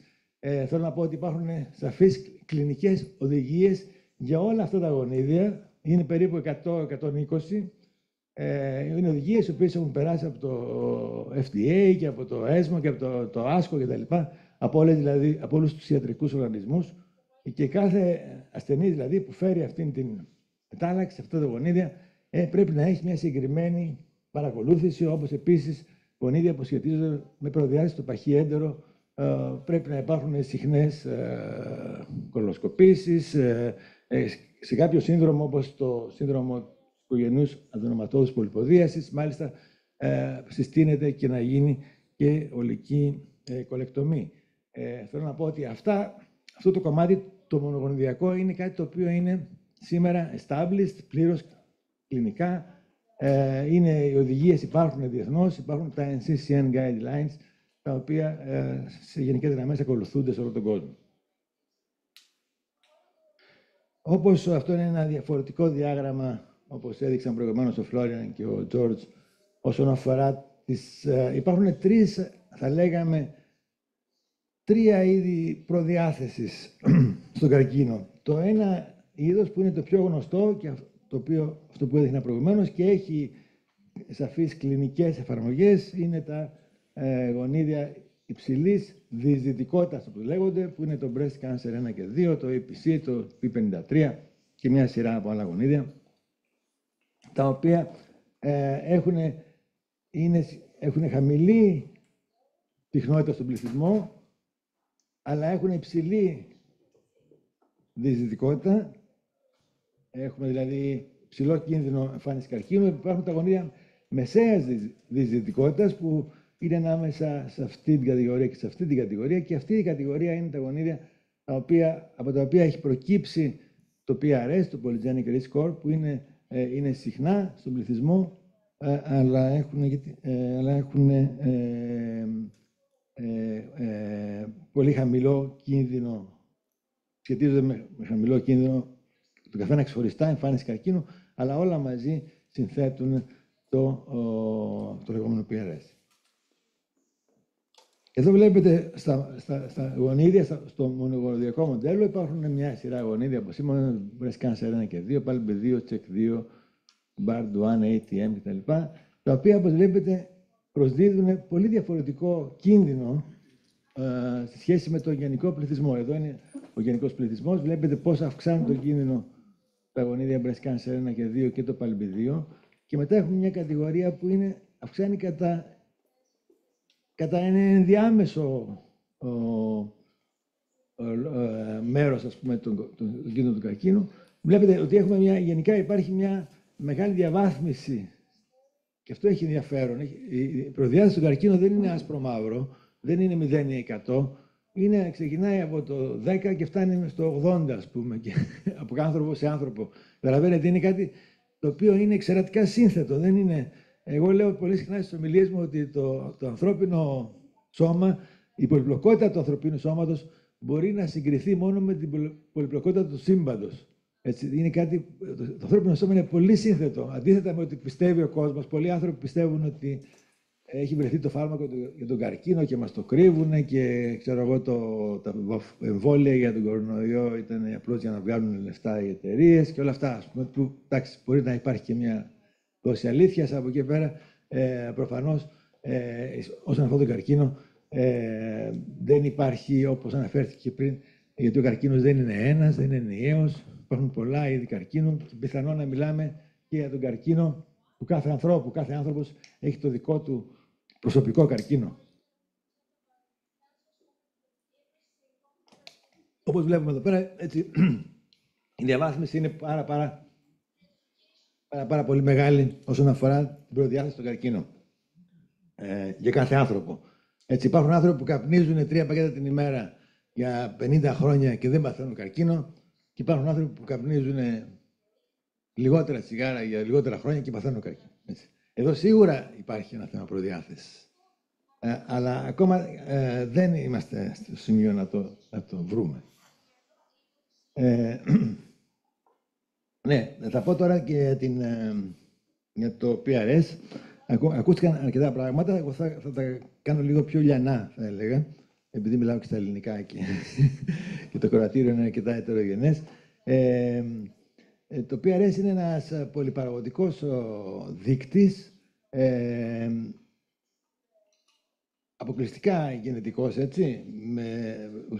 Εδώ ας δούμε αυτή είναι μια κλασική γκαουσιανή καμπύλη, κοδωνοειδής καμπύλη, που όσον αφορά το PRS υπολογίζει αυτό το κομμάτι είναι, ας πούμε, οι γυναίκες ή οι άνθρωποι που είναι υψηλού κινδύνου και εδώ είναι που είναι χαμηλού κινδύνου.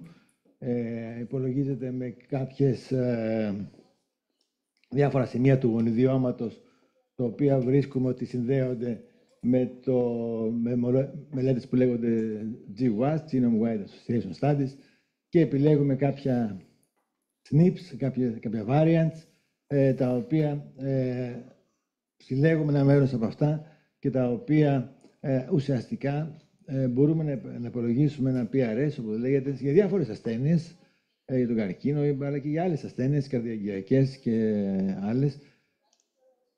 Και ουσιαστικά μπορούμε να υπολογίσουμε ένα μέρος το οποίο είναι οι άνθρωποι που είναι υψηλού κινδύνου και ένα άλλο που είναι χαμηλού κινδύνου. Ουσιαστικά αυτό είναι το σημαντικό κομμάτι, γιατί το υπόλοιπο είναι περίπου τα ίδια, δεν διαφέρει πάρα πολύ με το γενικό πληθυσμό. Αυτό είναι παρόμοιο με το προηγούμενο που έδειξα, ότι υπάρχουν δηλαδή high risk mutations και medium και low risk. Εδώ αυτό έχει ενδιαφέρον. Βλέπετε εδώ φαίνεται αυτή η καμπύλη του Γκάους όσον αφορά, εδώ είναι μια μελέτη με 33.000 υγιείς γυναίκες και 33.000 γυναίκες με καρκίνο του μαστού. Βλέπουμε τη μετατόπιση προς τα δεξιά των περιπτώσεων καρκίνου του μαστού όσον αφορά το πολυγονιδιακό μοντέλο. Και όπως αναφέρθηκε προηγουμένως και από τον Florian και τον George, ότι το PRS δεν δουλεύει από μόνο του. Έτσι. Είναι μέρος ενός μοντέλου. Όπως το Canner Risk που αναφέρθηκε προηγουμένως, που είναι το Canner Risk, είναι το μοντέλο συνεργατών μας που έχουν σε αυτές τις πιο πολλές μελέτες που έχουν υπάρξει για το PRS, τον καρκίνο του μαστού και των οθικών. Συμμετέχουμε και εμείς ως συγγραφείς. Έχουν προκύψει από την ομάδα του Doug Easton και του Αντώνη Αντωνίου στο University of Cambridge, στην Αγγλία. Και βεβαίως έχει σημασία να τονίσουμε ότι το PRS δεν δουλεύει από μόνο του. Είναι μέρος ενός μοντέλου. Έτσι. Οικογενειακό ιστορικό είναι εξαιρετικά σημαντικό. Το αναπαραγωγικό ιστορικό, το mammographic density για τον καρκίνο του μαστού είναι εξαιρετικά σημαντικό επίσης.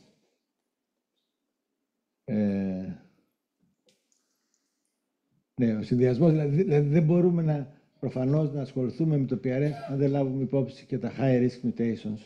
Εδώ θα μείνω περισσότερο, γιατί δεν αναφέρθηκε καθόλου. Εδώ που βλέπουμε να έχει μια ιδιαίτερη εφαρμογή το PRS είναι σε γυναίκες που ήδη φέρουν μεταλλάξεις στα γονίδια breast cancer 1 και 2. Εδώ βλέπουμε τον κίνδυνο εμφάνιση καρκίνου μαστού με την ηλικία και εδώ έχουμε με βάση το PRS που έχουμε σε κάποιες γυναίκες αυξάνεται με την ίδια μετάλλαξη, ας πούμε, στο γονίδιο BRCA1, έτσι, αυξάνεται ο κίνδυνος ή μειώνεται ο κίνδυνος. Έτσι, αυτό είναι μια χρήση του PRS σε γυναίκες που φέρουν μεταλλάξεις στα γονίδια breast cancer 1 και 2. Έτσι. Αυτό αφορά τον καρκίνο του μαστού και εδώ έχουμε και τον καρκίνο των οθικών. Έχουμε δηλαδή το PRS μπορεί να υπολογίσει μια τροποποίηση του κινδύνου στις γυναίκες που φέρουν ήδη μεταλλάξεις στα γονίδια breast cancer 1 και 2. Θα δούμε πιο κάτω. Και το ίδιο ισχύει για τον καρκίνο των οθικών. Έτσι, οι γυναίκες που φέρουν μεταλλάξεις στα γονίδια breast cancer 1 και 2 και τον επιθελειακό καρκίνο των οθικών.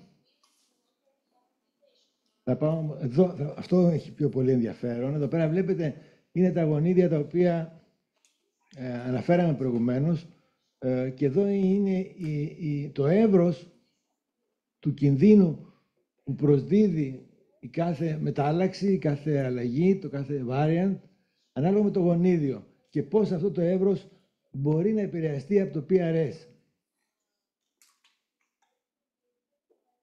Εδώ δηλαδή έχουμε, αν δείτε οι γυναίκες που έχουν μετάλλαξη στο breast cancer 1 ή 2, αυτό είναι από το JCO, έτσι, πρόσφατες. Όλα αυτά τα άρθρα που σας δείχνω είναι από πολύ έγκυρα περιοδικά. Έχουμε διακύμανση του lifetime risk, έτσι, του breast cancer risk, μέχρι την ηλικία των 80 χρόνων, από το 50 μέχρι το 90 σχεδόν, έτσι, βλέπετε. Αυτή τη διακύμανση μπορεί να συνεισφέρει το PRS. Γενικά λέμε τα γονίδια BRCA1 και 2 έχουν ένα lifetime risk στη τάξη το 60-70%, αλλά μπορεί να είναι και 80, μπορεί να είναι και 50%. Επίσης το γονίδιο πάλι 2 βλέπετε έχει μια διακύμανση πολύ μεγαλύτερη. Είναι από το 30 φτάνει μέχρι το 80. Και τα γονίδια ATM και CHEK2 έχουν μια διακύμανση η οποία είναι βλέπετε εδώ είναι αυτή είναι η διακύμανση του γενικού πληθυσμού θα λέγαμε, που είναι από το 0 μέχρι το 30, και ενώ τα γονίδια αυτά, το CHEK2 και το ATM και το PALB2 έχουν μια τεράστια διακύμανση, βλέπετε που κυμαίνεται από το 5 έως το 50 μπορεί να φτάσει. Σας έλεγα και πριν ότι δεν έχουμε καθόλου άσπρο-μαύρο. Η προδιάθεση του καρκίνου είναι μια τεράστιο gradient, ένα τεράστιο φάσμα, μια τεράστια βεντάλια από ποσοστά που είναι από 10, 20, 30, 50, 60, 70, 90. Σπανίως είναι 100. Αυτό που έχει πολύ ενδιαφέρον λοιπόν είναι πως, μισό λεπτό, ναι, ότι το PRS, σε μια πρόσφατη μελέτη στο JCO, ότι το PRS έκανε downgrade το breast cancer risk σε γυναίκες ειδικά που έχουν μετάλλαξη στο γονίδιο CHEK2 και στο ATM. Δεν φαίνεται, λέει, να είναι πολύ χρήσιμο για το refine screening in most BRCA2 και PALB2 carriers. Αυτά τα τρία γονίδια είναι τα πιο σημαντικά στον καρκίνο του μαστού όσον αφορά την προδιάθεση. Και όπως σας δείξαμε, ότι υπάρχει μια διακύμανση στο lifetime risk ανάλογα με το PRS των γυναικών που φέρουν μεταλλάξεις στα γονίδια αυτά, αλλά από ό,τι φαίνεται, επειδή το ρίσκο παραμένει μεγάλο, το PRS δεν βοηθάει στο να κάνουμε refine το screening, δηλαδή να αποφύγουν κάποιες γυναίκες τη μαστεκτομή ενδεχομένως, επειδή έχουν χαμηλότερο, παρότι έχουν μετάλλαξη στο γονίδιο BRCA1, έχουν χαμηλότερο κίνδυνο να αναπτύξουν καρκίνο. Αυτό βεβαίως ακόμα είναι σε εξέλιξη, αλλά από ό,τι φαίνεται, σύμφωνα με αυτή τη δημοσίευση, δεν βοηθάει το PRS να μειώσει να προσδιορίσει κάποιες γυναίκες ενδεχομένως που μπορούν να αποφύγουν τη μαστεκτομή. Αντίθετα, ότι βοηθάει κάνει downgrade το cancer risk κάτω το 20% για τις γυναίκες που φέρουν μεταλλάξεις στα γονίδια CHEK2 και ATM, που είναι αρκετά συχνές. Έτσι.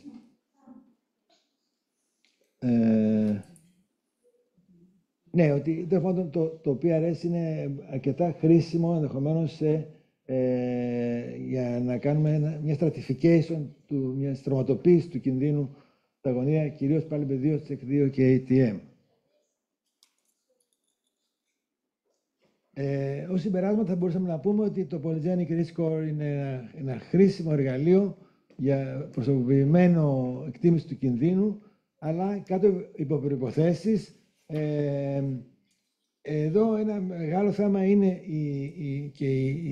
ποιοι θα το εφαρμόσουν αυτό και ποιοι θα το χρησιμοποιήσουν στην πράξη, γιατί ξέρετε χρειάζεται ανθρώπους που είναι αρκετά εξειδικευμένοι, που είναι συνήθως είναι μη γιατροί, αλλά χρειάζονται και γιατροί οι οποίοι θα έχουν κατανοήσει το θέμα. Χρειάζονται ομάδες ανθρώπων που θα ασχολούνται με το θέμα, έτσι. Εδώ, by the way, ήθελα να αναφέρω για τα ποσοστά τα οποία ανέφερε ο Florian, νομίζω, ή ο George, δεν θυμάμαι, για τα statistics about Greece. Δεν υπάρχουν νούμερα στην Ελλάδα όσον αφορά τον καρκίνο του μαστού ή τον πνεύμονα ή για οποιοδήποτε καρκίνο. Δεν υπάρχουν επίσημα νούμερα. Τα νούμερα τα οποία μάλλον βρήκατε στις δημοσιεύσεις έχουν να κάνουν με...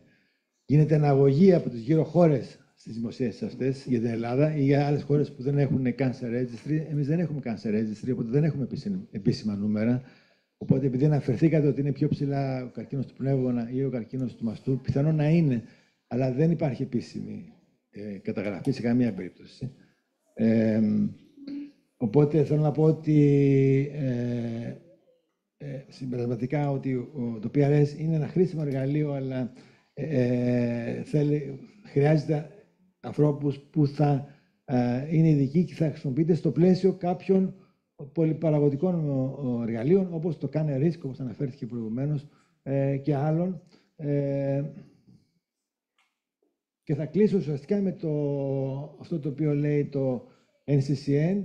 Τα NCCN Guidelines είναι οι οδηγίες που ακολουθούν οι ογκολόγοι και όλοι οι περί την ογκολογία επιστήμονες, οι οποίοι λένε συμπερασματικά ότι given the clinical value of PRS has not yet been established, this should not be used to inform clinical management at this time. Σήμερα δηλαδή δεν μπορούμε να χρησιμοποιήσουμε κλινικά το PRS, αλλά προφανώς στο πλαίσιο κάποιου πολυπαραγωγικού μοντέλου σίγουρα έχει μία αξία. Αυτά ήθελα να σας πω. Σας ευχαριστώ πολύ.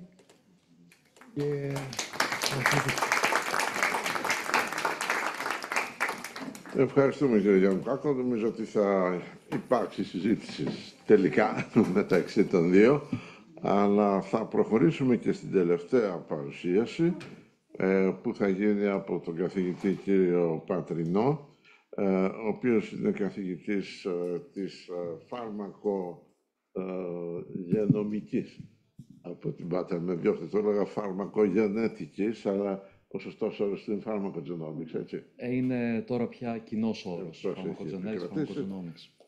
Και θα μας διαφωτίσει σχετικά με το πώς ο καθένας από εμάς θα μπορούσε να ξέρει αν ένα φάρμακο που παίρνει είναι συμβατό με τα γονίδια του ή όχι. Αυτό είναι το απλό ερώτημα.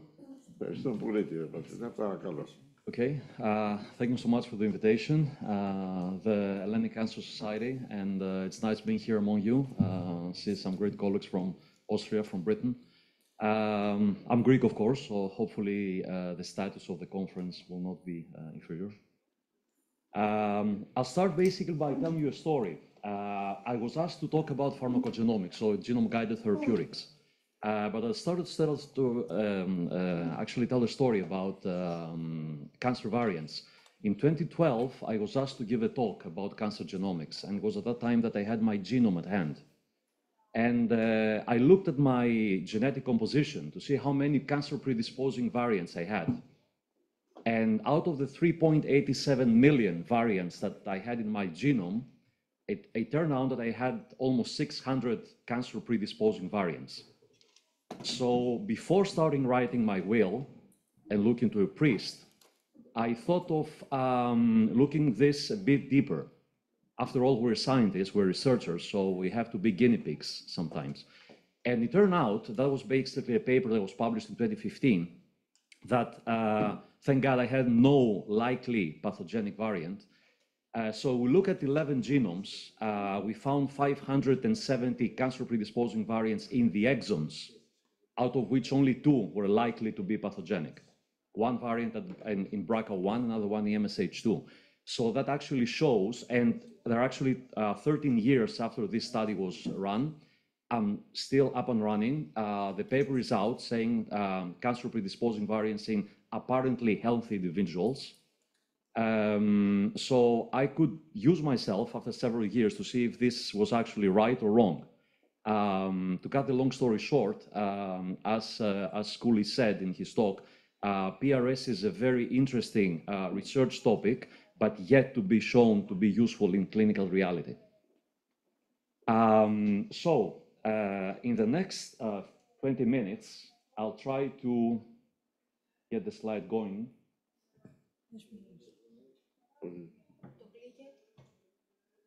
Έμεινα από μπαταρία.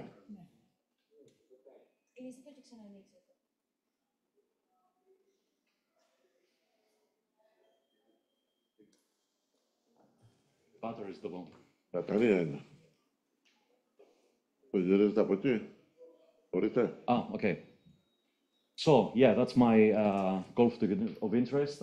I also have 2 adjunct positions, one at the United Arab Emirates University at the Department of Genetics and Genomics, another one at the Erasmus University Medical Center. And related to cancer, I'm a member of the International Executive Council of ENCODA. ENCODA is an international organization for cancer patients. What is pharmacogenomics? If we consider the difference between slow metabolism and ultra-rapid metabolism, it can be correlated to a very narrow therapeutic range. Sorry, it's not going to work like this. I need batteries.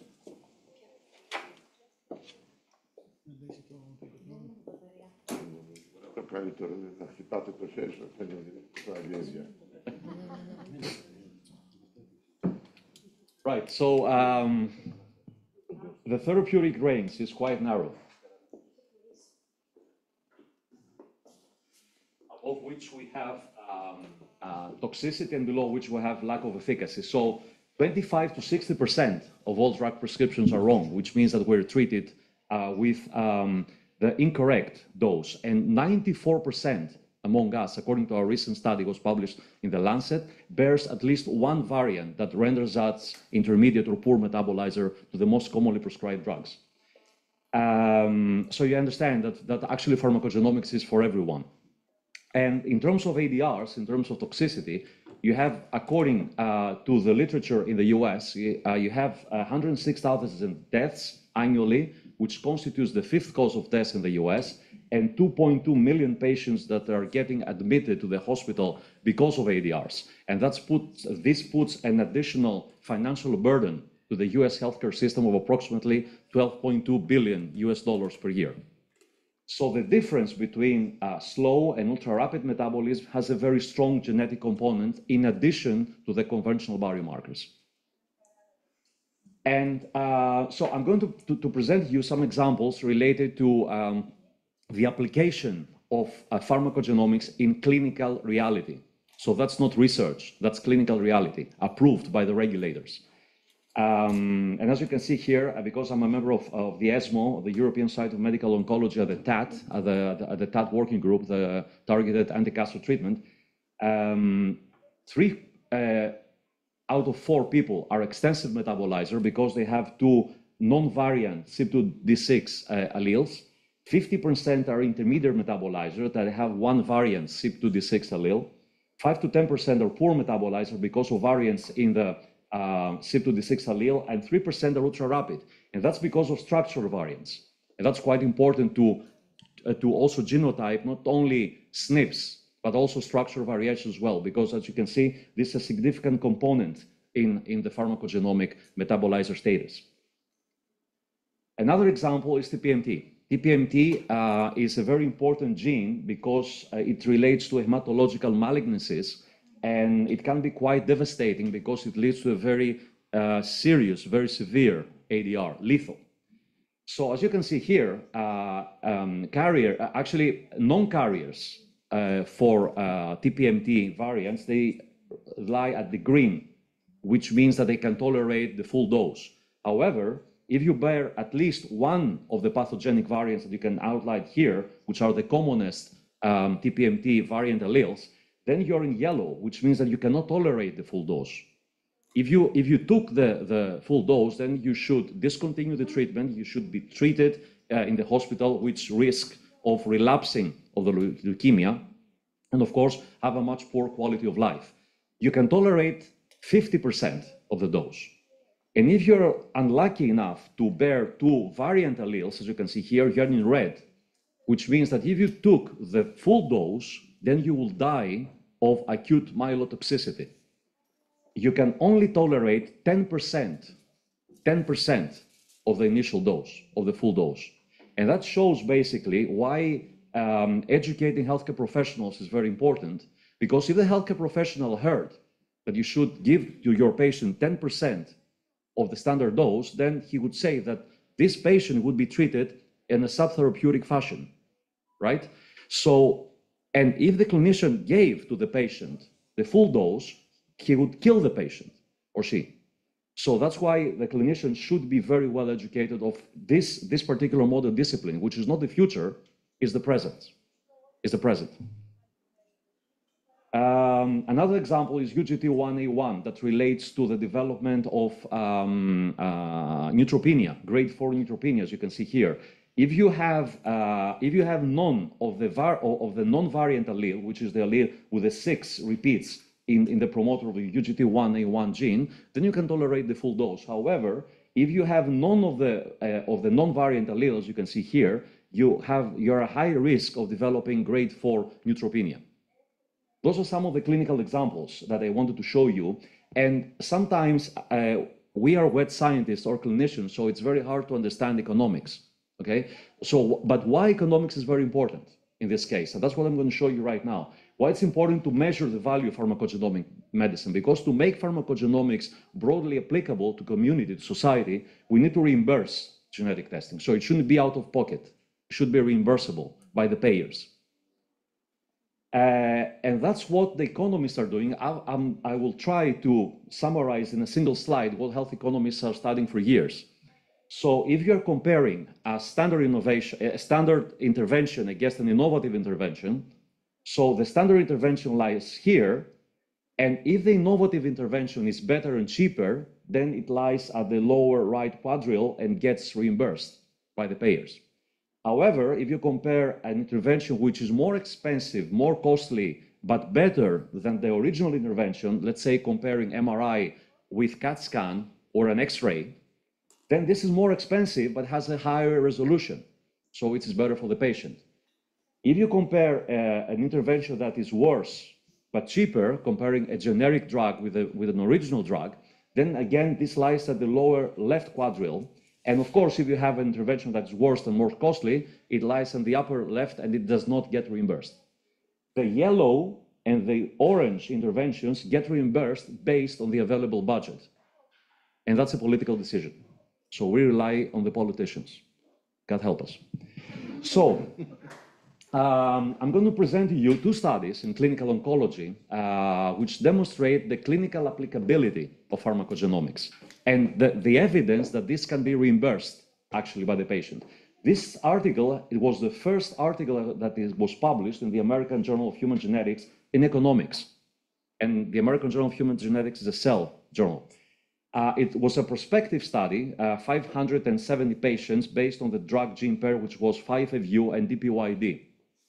As you can see here, the extensive metabolizer developed much less ADRs compared to the ones that are intermediate or poor metabolizers. But the most important thing in this case is the figures. So if you compare the pharmacogenomic group, which was the innovative intervention, compared to the control group, which was the non-pharmacogenomic intervention, then you see that the cost for treating the patients belonging to the genome-guided arm is almost 1/3 of the cost to treat the ones that belong to the control arm. So this intervention is cheaper. If you looked at the survival rates and the quality of life, you see that they have much better quality of life compared to the ones that they belong to the standard. So this intervention is better and cheaper. In plain English, if you pursued a genome-guided intervention, then you save money and you improve the quality of life of the patients. In other words, this lies to the lower right quadrant, the one that it should be reimbursed, okay? And a similar study that was published as within the scope of the PREPARE study, the biggest prospective pharmacogenomic studies in the world up to now, that was published in the Pharmacological Research last year. As you can see here, the drugs was 5-FU, that's a mistake, sorry, that's not an anticoagulant, of course, irinotecan, and was a severity grade for ADRs 3 to 5. 155 patients belong to the genome intervention arm and 211 to the control arm.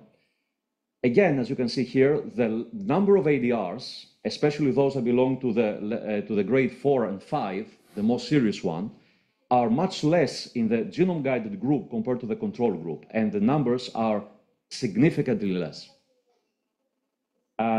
And as again you can see here, though the hospitalization cost and the non-hospitalization cost in the control arm are higher compared to the ones belonging to the PGX-guided arm, the genome-guided arm. Again, this clearly demonstrates, like a replication study, that shows that this intervention is better and cheaper, as you can see in this particular graph. So again, it should be reimbursed. So I'd like to wrap this up for time's sake, that we start from the discovery. And sometimes I use a metaphor because we're Greek, so sometimes I use the Odyssey. So Odysseus left Troy, that's the discovery, that's a single event. We discovered the correlation between a drug and a gene. And then he was stuck at the island of Calypso for 7 years. As a matter of fact, that's the validation, which may take longer. And I'll speak as a regulator as well. So Odysseus got stuck at Calypso's island for 7 years. The validation could very well take 10 years or more, because we need retrospective studies, we need prospective studies in dependent populations. And on the way to Ithaca or Kefalonia, depending on the historians, Odysseus went through two monsters, Scylla and Charybdis. In this case, we have to go through pricing and reimbursement and regulatory approval, okay? So these are the two monsters, especially regulators, that can be a quite daunting effect to try to go over them.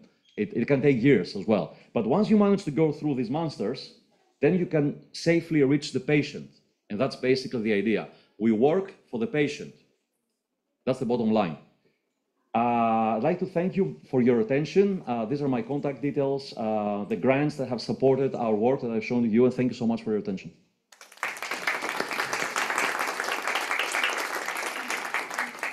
Ευχαριστούμε. Νομίζω ότι είναι ώρα να προχωρήσουμε στις ερωτήσεις. Να φέρουμε καθίσματα και να έρθουν όλοι οι ομιλητές εδώ, please. Would you please? 20 years' time. The genetic data doesn't change. The test may well change. But in my opinion, it should only change if you can show at a population level that the test has a better predictive, more accurate. So I think we need to appreciate that polygenic risk score test will change over time. It will only change in one direction, and that's to get a more accurate test. And I think, you know, an analogy to monogenic variation or pathogenic variation is when we have, in big global databases, we have variants that have been identified, but they're variants of unknown significance, right? So we don't know necessarily, you know, there's conflicting evidence to whether or not they're pathogenic or not. But over time, and as research is done more, these can be reclassified in one or either direction. So there is, as I say, there is a I think when you're applying these polygenic risk scores, we do not have a single standard polygenic risk score now that we will use forever. They will always be developed as better methods, develop better scores, and as more data comes online to better validate these scores. So they will change over time, but they should be more accurate over time.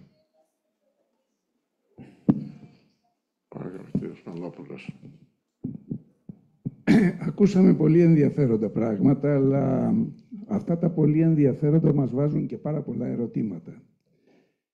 Ξέραμε για τα SNPs και τα SNPs, τα Sync-Nuclear Polymorphisms, ουσιαστικά εδώ πέρα παρουσιάζονται σαν ένα σύνολο και παρουσιάζεται η αξία ενός συνόλου.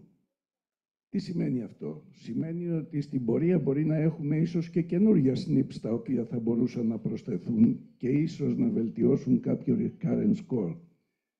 Τώρα, το πρώτο θέμα που προκύπτει είναι ποια θα μπορούσε να είναι η τοποθέτηση και η χρησιμότητα του PRS σε στάδια της νόσου. Δηλαδή, θα μπορούσε να είχε preventive value, θα μπορούσε να είχε prognostic value ή θα μπορούσε να είναι πρόληψη καθαρή.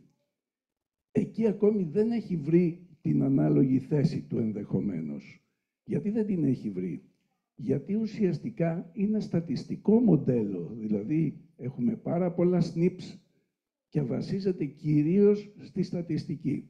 Και γι' αυτό μια τελευταία μελέτη στο British Medical Journal που έγινε από το UCL, τι έδειξε? Έδειξε ότι 10% των καρκίνων του μαστού, μόνο το 10% εκείνων που νόσησαν από καρκίνο του μαστού είχαν προβλεφθεί από το PRS.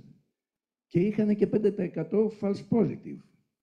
Πώς λοιπόν μπορεί κάποιο μοντέλο καθαρά πρόληψης να στηριχθεί σε false positives που δεν είναι λίγα, το 5% δεν είναι μικρός αριθμός, και πώς θα μπορούσε να εφαρμοστεί στην πράξη?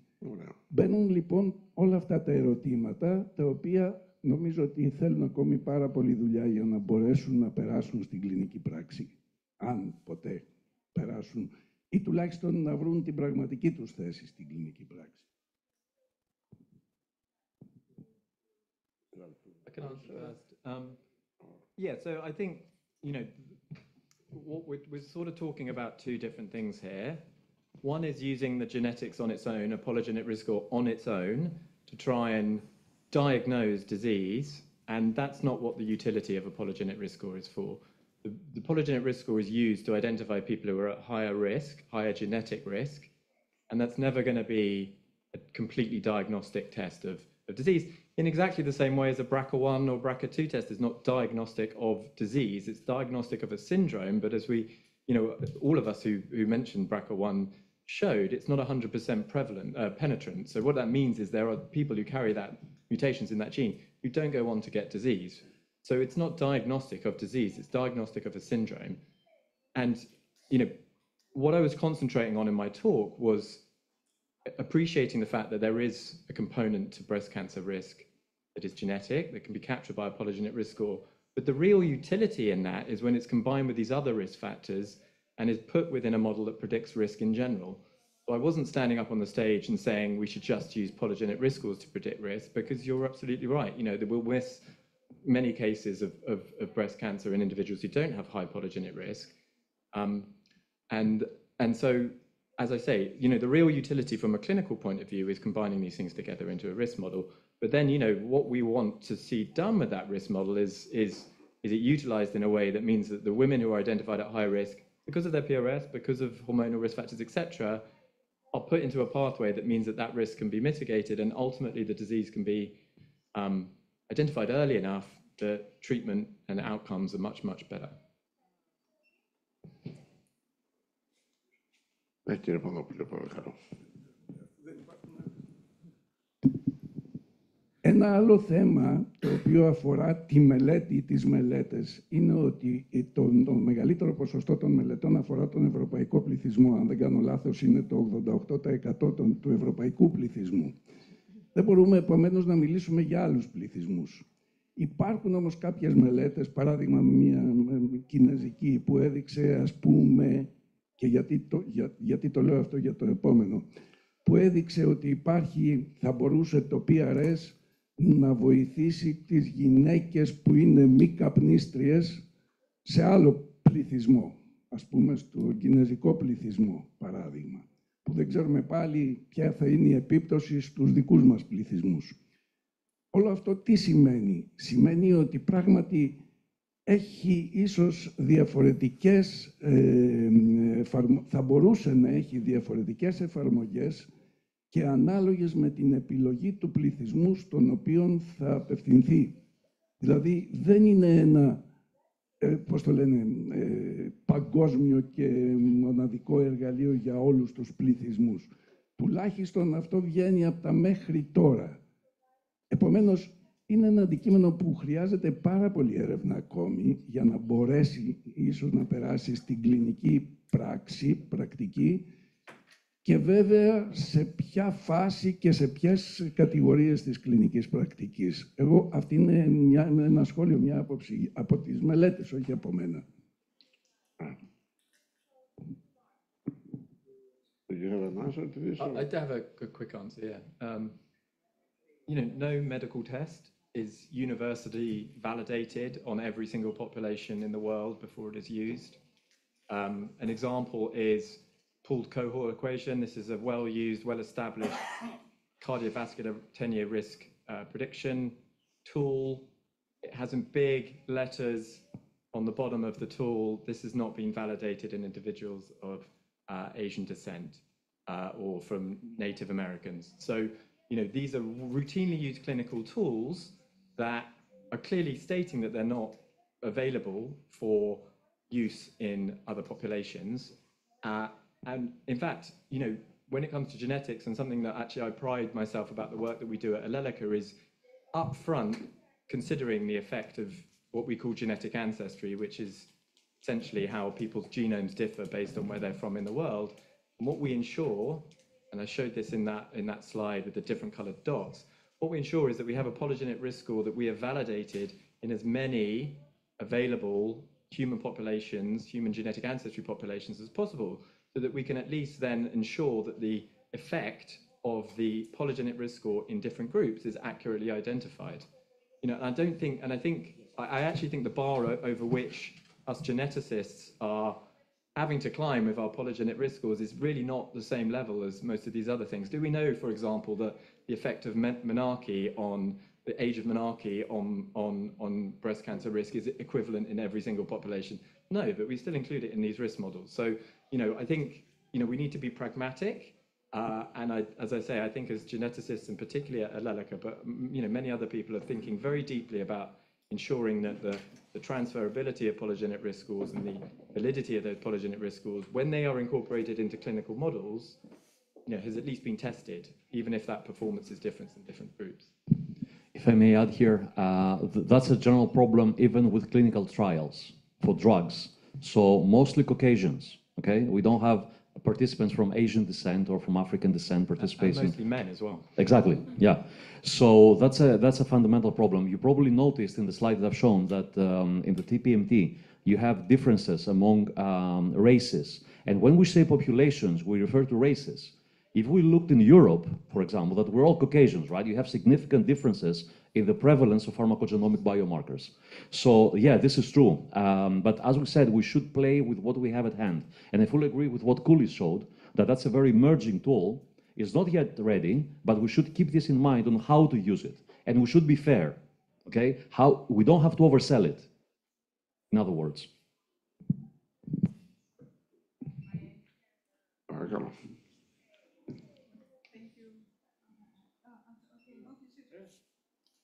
Thank you very much. Very interesting presentations. I am Urania Nicolou-Galitis, oral medicine and oral oncology, which means I work actively on supportive care of toxicities in the mouth.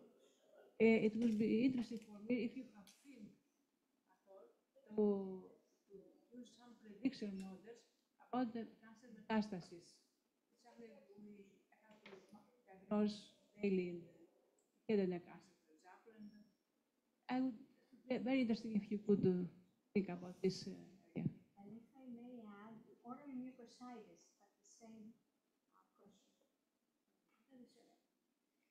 Yeah, so actually, when we were digging down into this lung cancer data, we realised that actually, I think, you know, people will probably know the actual number better than me, but something like 20% of lung cancer is actually metastatic, right? So it's not, the primary origin of that cancer is not necessarily lung cancer, but it's a very common organ in which cancer metastasizes. So, you know, I think that's a really good opportunity. You know, that sort of secondary cancer is a really good opportunity to try and identify ways in which we can predict who's going to be more likely to go on to that. And absolutely, genetics is part of that. But I think that there are, you know, we need data essentially. But these big biobanks like the UK Biobank, where we have now, you know, decent numbers of people who've had these secondary cancers from different primary organs. Plus we have all this other information, means that we can start to build and try and predict, you know, are there particular features, including genetic, about these people that mean that they are more likely to have a metastatic cancer in a certain organ. So it's in progress, I would say.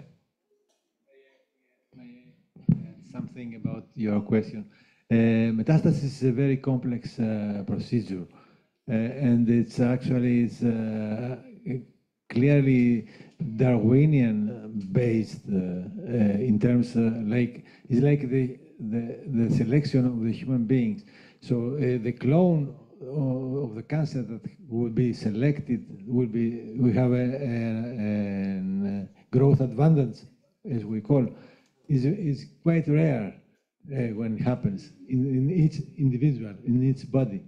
So it's very hard to predict if metastasis would occur, except some cases, some kind of cancers we know that, like triple negative breast cancer, you know, like some types of pathology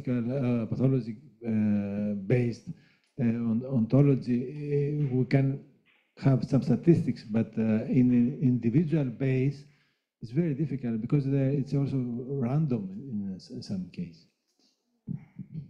Do you know if there are there particular genetic signatures of the actual cancer? So, I mean, the thing about cancer is that it's got its own genome, essentially. You know, it's a genetic disease. So, you know, do you know if there's any benefit or evidence from sequencing the genome of the cancer and seeing if that makes it more predisposed to, yeah, metastasis? So there's.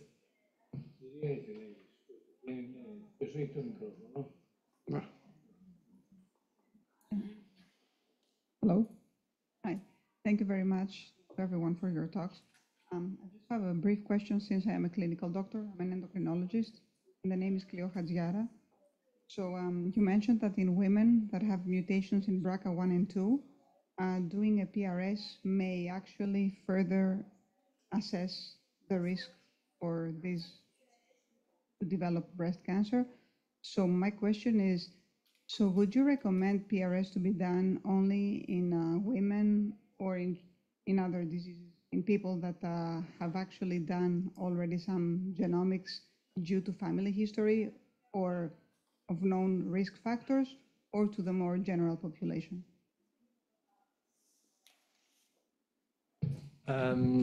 Yeah, so there is some ability of the PRS to stratify risk in carriers of BRCA1 and BRCA2.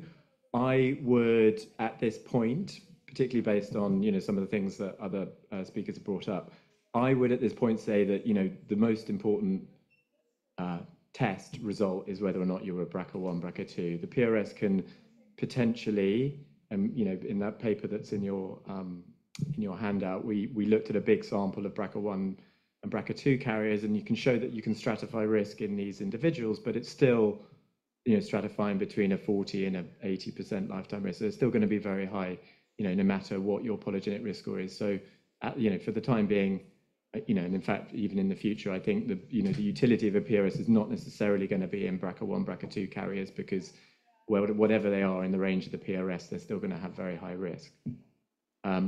So, you know, we should potentially concentrate on the 98.5% of the population of women who are not carrying BRCA1, BRCA2 mutations. And as, you know, as the other speakers showed, you know, we see that we can stratify risk, particularly above and below a 20% lifetime risk threshold in some of these carriers of these other mutations, as well as in the general population based on a PRS on its own, this is.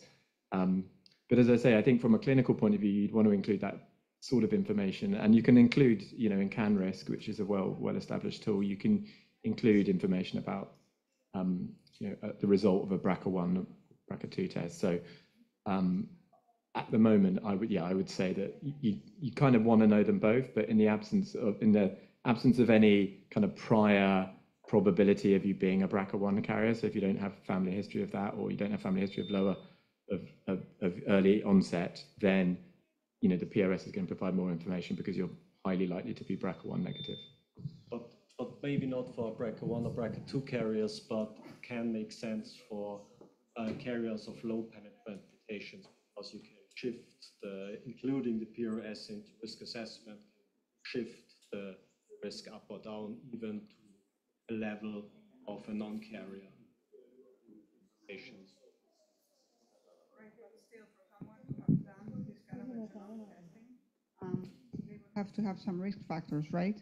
I mean, none of us would go on and do like testing or do a gene test for whatever reason. Most people wouldn't, right?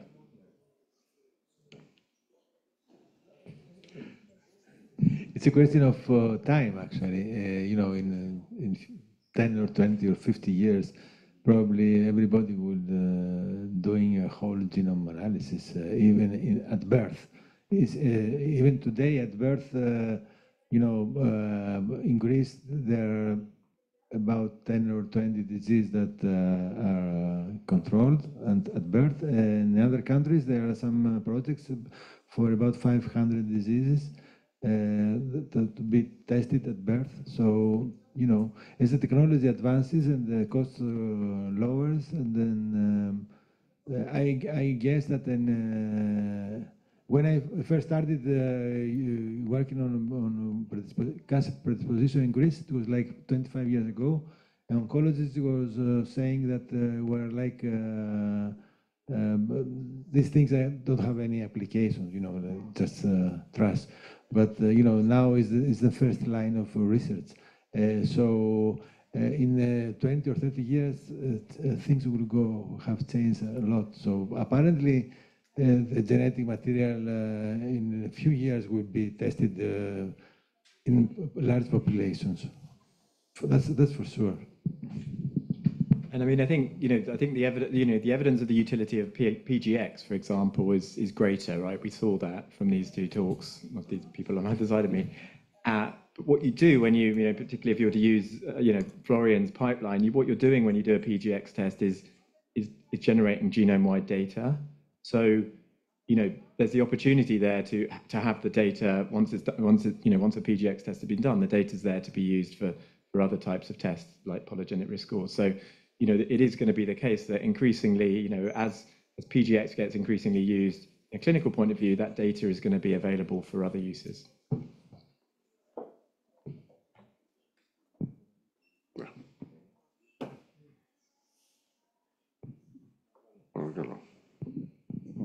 Πρώτα απ' όλα θέλω να σας δώσω συγχαρητήρια. Θέλω να σου πω, είχα πρόσφατα ένα συγγενικό μου πρόσωπο, διαγνώστηκε με καρκίνο στο στήθος, έκανε μετάσταση στον εγκέφαλο, υπευλήθη σε αφαίρεση όγκου από τον εγκέφαλο και κάποια κίστη στο οπτικό νεύρο και στη συνέχεια ξεκίνησε κάποιο κύκλο χημοθεραπείων. Υπευλήθηκε σε αυτή την εξέταση, δεν έχουν βγει ακόμα τα αποτελέσματα. Ήθελα να ρωτήσω κατά πόσον με τα αποτελέσματα της εξετάσεως που αναμένονται θα έχει κάποια πιο στοχευμένη θεραπεία. Δηλαδή, συμβάλλει στο να έχουμε κάποια στοχευμένη θεραπεία να καταπολεμήσουμε τον καρκίνο που ακόμα υπάρχουν ένα-δύο ογκίδια στο στήθος. Συμβάλλει αυτή η εξέταση στη βελτίωση της θεραπείας. Ευχαριστώ πολύ. I'll do it in Greek. Is it okay? It's just coming.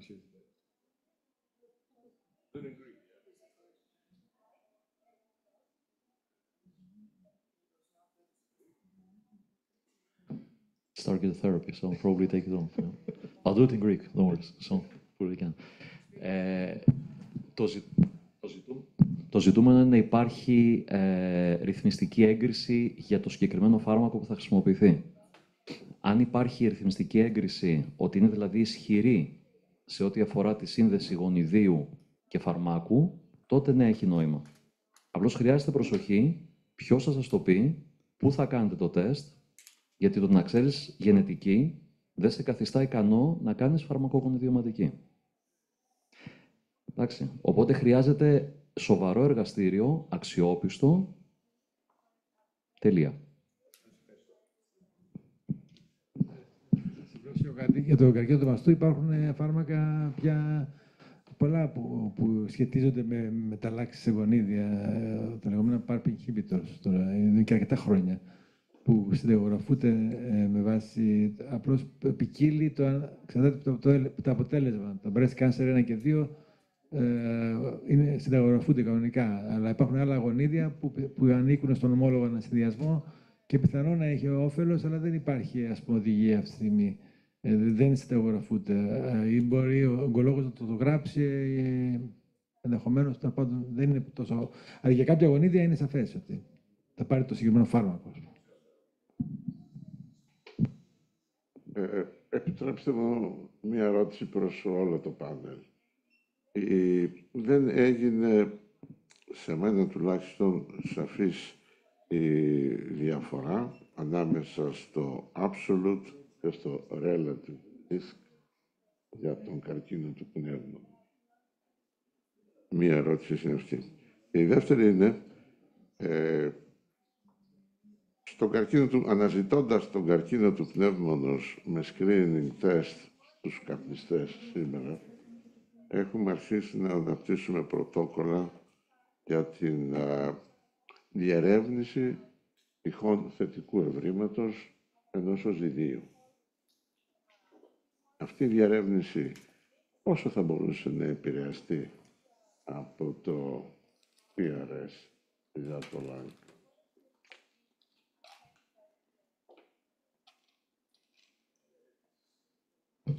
Okay, so the first question was about absolute versus relative risk.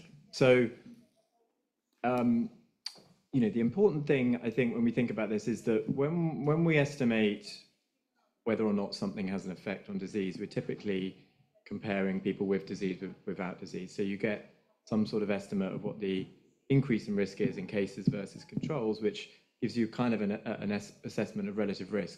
What we do when we, you know, so all of these risk factors are giving you an odds ratio, which is essentially an estimate of the relative risk by having a various, whatever value of the risk factor you have. When we build an absolute risk model, we have to take into account things like the prevalence of disease in a population, how that relative risk translates into overall risk of disease, and we can do this in various different ways. In the work that I presented there, we built a statistical model. It's called a Cox proportional hazards model that is essentially a way of estimating survival in a data set. And that data set is a UK-based data set. So the absolute risk I was presenting there was an assessment of essentially the survival of individuals in the UK Biobank over the 12 years based on their different values for these different risk factors. So what that allowed us to do is to take all of these different risk factors that have a unit of measurement on a relative risk scale into a model applied to a population of individuals that allows you to work out what the absolute risk of having different combinations of those things are. We can then look at the absolute survival over time and translate that into things like 5-year risk. So what is your risk over the next 5 years of having disease? What is it, what is the 10-year risk, etc. And what we're aiming to do there is to try as much as possible to present the absolute risk in a way that is consistent with guidelines or current ways in which people view risk for certain interventions or certain screening applications. So that's why we kind of went for 5-year risk in that. But in theory, we can change it into any assessment of risk.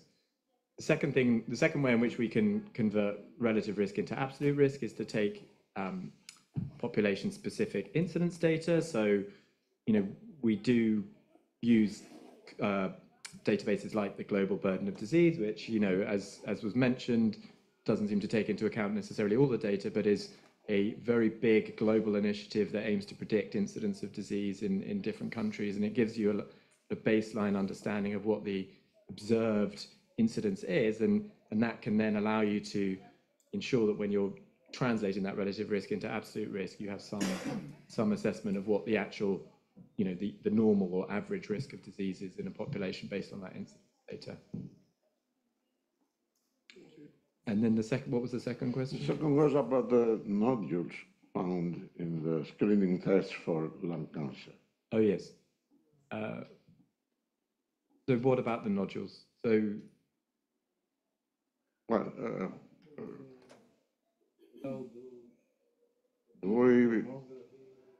yes. You know the low-dose tomography screening test for lung cancer in smokers? Yes, yes. Is the result of this screening test affected by the PRS?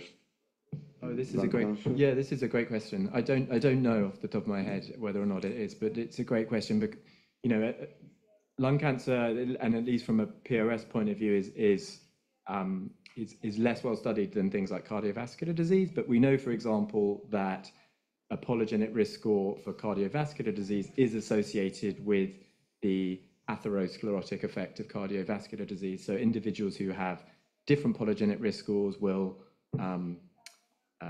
gain plaques at different rates, and so their disease will be different. And also the effect of things like cholesterol on the body and the ability, and the body's sort of production of plaques is affected by the polygenic risk score.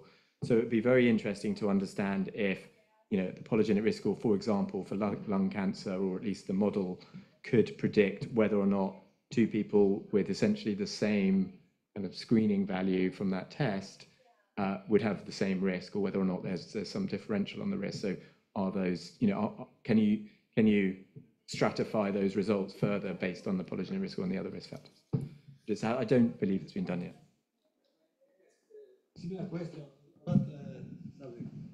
on lung cancer and PRS. It would be very interesting if you I don't know if there are studies among smokers. And because among smokers, there are different categories. There are heavy smokers, which are quite distinct category, medium, and low smokers. Is there any study on PRS and these different cases of smokers? And the development of cancer, of course. So I don't know. I mean, again, we do have things like pack days in that data set. We've kind of just, we've joined everyone together into a current smoker group. But I'm trying to think now. I think there probably are studies that, so at least looking at the genetic associations that go into polygenic risk scores that aim to try and see if there is a differential there in the effect of PRS in people who smoke different amounts of cigarettes. But as I say, the key thing that we found was that there did seem to be this interaction between the polygenic risk score and being a smoker, and maybe that is, which is to say that the effect of the polygenic risk score is increased in smokers. So what that means is you get a bigger stratification of risk in current smokers on the PRS than you get in non-smokers. So maybe some of that is actually just capturing, an effect of the amount of smoking that's going on in the current smokers. The other thing to note is that there is, potentially an aspect of this polygenic risk score for lung cancer. It is, there is potentially some of the genetic effect that it's capturing is related to an individual's propensity to become addicted to tobacco, or to not be able to control that addiction in certain ways. So there are genetic mechanisms potentially in play that don't necessarily affect the direct ability of somebody to get the cancer, but are also, that are potentially capturing some of these other kind of more behavioral components to risk. Κάνω και εγώ μια ερώτηση στον κύριο Πατρινό. Μπορούμε να πούμε ότι έχουμε τη δυνατότητα για πληθώρα αντινεοπλασματικών φαρμάκων να προσδιορίσουμε εάν αυτά θα κάνουν μεγαλύτερη ζημιά, θα κάνουν ωφέλεια ή όχι. Και αναφέρατε ότι οι regulatories Οι αρχές είναι αυτές που μπορεί να εμποδίσουν. Είναι αρχές που εμποδίζουν γιατί δεν υπάρχουν κλινικές μελέτες επαρκείς ή είναι πολιτικές αποφάσεις που έχουν σχέση με έξοδα και με τέτοια. Αυτό είναι σημασία γιατί είναι και η δική μας θέση που πιέζουμε, τη φωνάζουμε, τη διεκδικούμε, έτσι. I'll do it in Greek again, yeah? Okay. Ως μέλος της Ευρωπαϊκής Υπηρεσίας Φαρμάκων για 12,5 χρόνια, πρόσωπος της Ελλάδας, στο συγκεκριμένο Working Party, θα σας πω ότι δεν υπάρχει καμία πολιτική επιρροή. Καμία. Τις αποφάσεις ορίζουμε εμείς που προτείνουμε στο Committee for Human Medicinal Products για να ορίσει τελική απόφαση. Το πρώτο μέλημα του Working Party, μέχρι που καταργήθηκε με απόφαση του EMA, ήταν οι ασθενείς. Οπότε, κοιτάγαμε το evidence. Οπότε, γι' αυτό το μίλησα για το τέρας.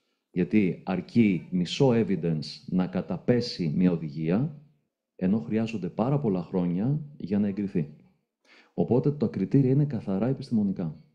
Υπάρχει δυσκολία να στενοηθούμε οι ερευνητές με τους regulators, είναι ξεκάθαρο αυτό, ακόμη και από τον τρόπο που ντυνόμαστε. Ακόμη και από τα lanyards που φοράμε, έχει συγκεκριμένο τρόπο που κατηγοριοποιούνται με βάση τον EMA. Το πρώτο στο μέλημα είναι αυτό. Οπότε δεν υπάρχει θέμα οικονομικών συμφερόντων σε ό,τι αφορά το companion diagnostics. Να είστε σίγουρος. Αλλά υπάρχουν αρκετά φάρμακα νεοπλασματικά και σε ό,τι αφορά τους συμπαγείς όγκους και το κομμάτι των αιματολογικών κακοηθειών, όπου έχουν έγκριση και μάλιστα πολύ ισχυρή. Και μια που το θέμα πήγε στα pharmacogenomics, έχω και εγώ μια ερώτηση σας που ίσως θα χρειαστεί να την απαντήσετε με κάτι που θα είναι χρήσιμο για όλους. Αυτή τη στιγμή η φαρμακογενετική, η φαρμακογενομική δεν μπαίνει σε αμφιβολίες ως προς την αξία της και την πρακτική της δυναμική.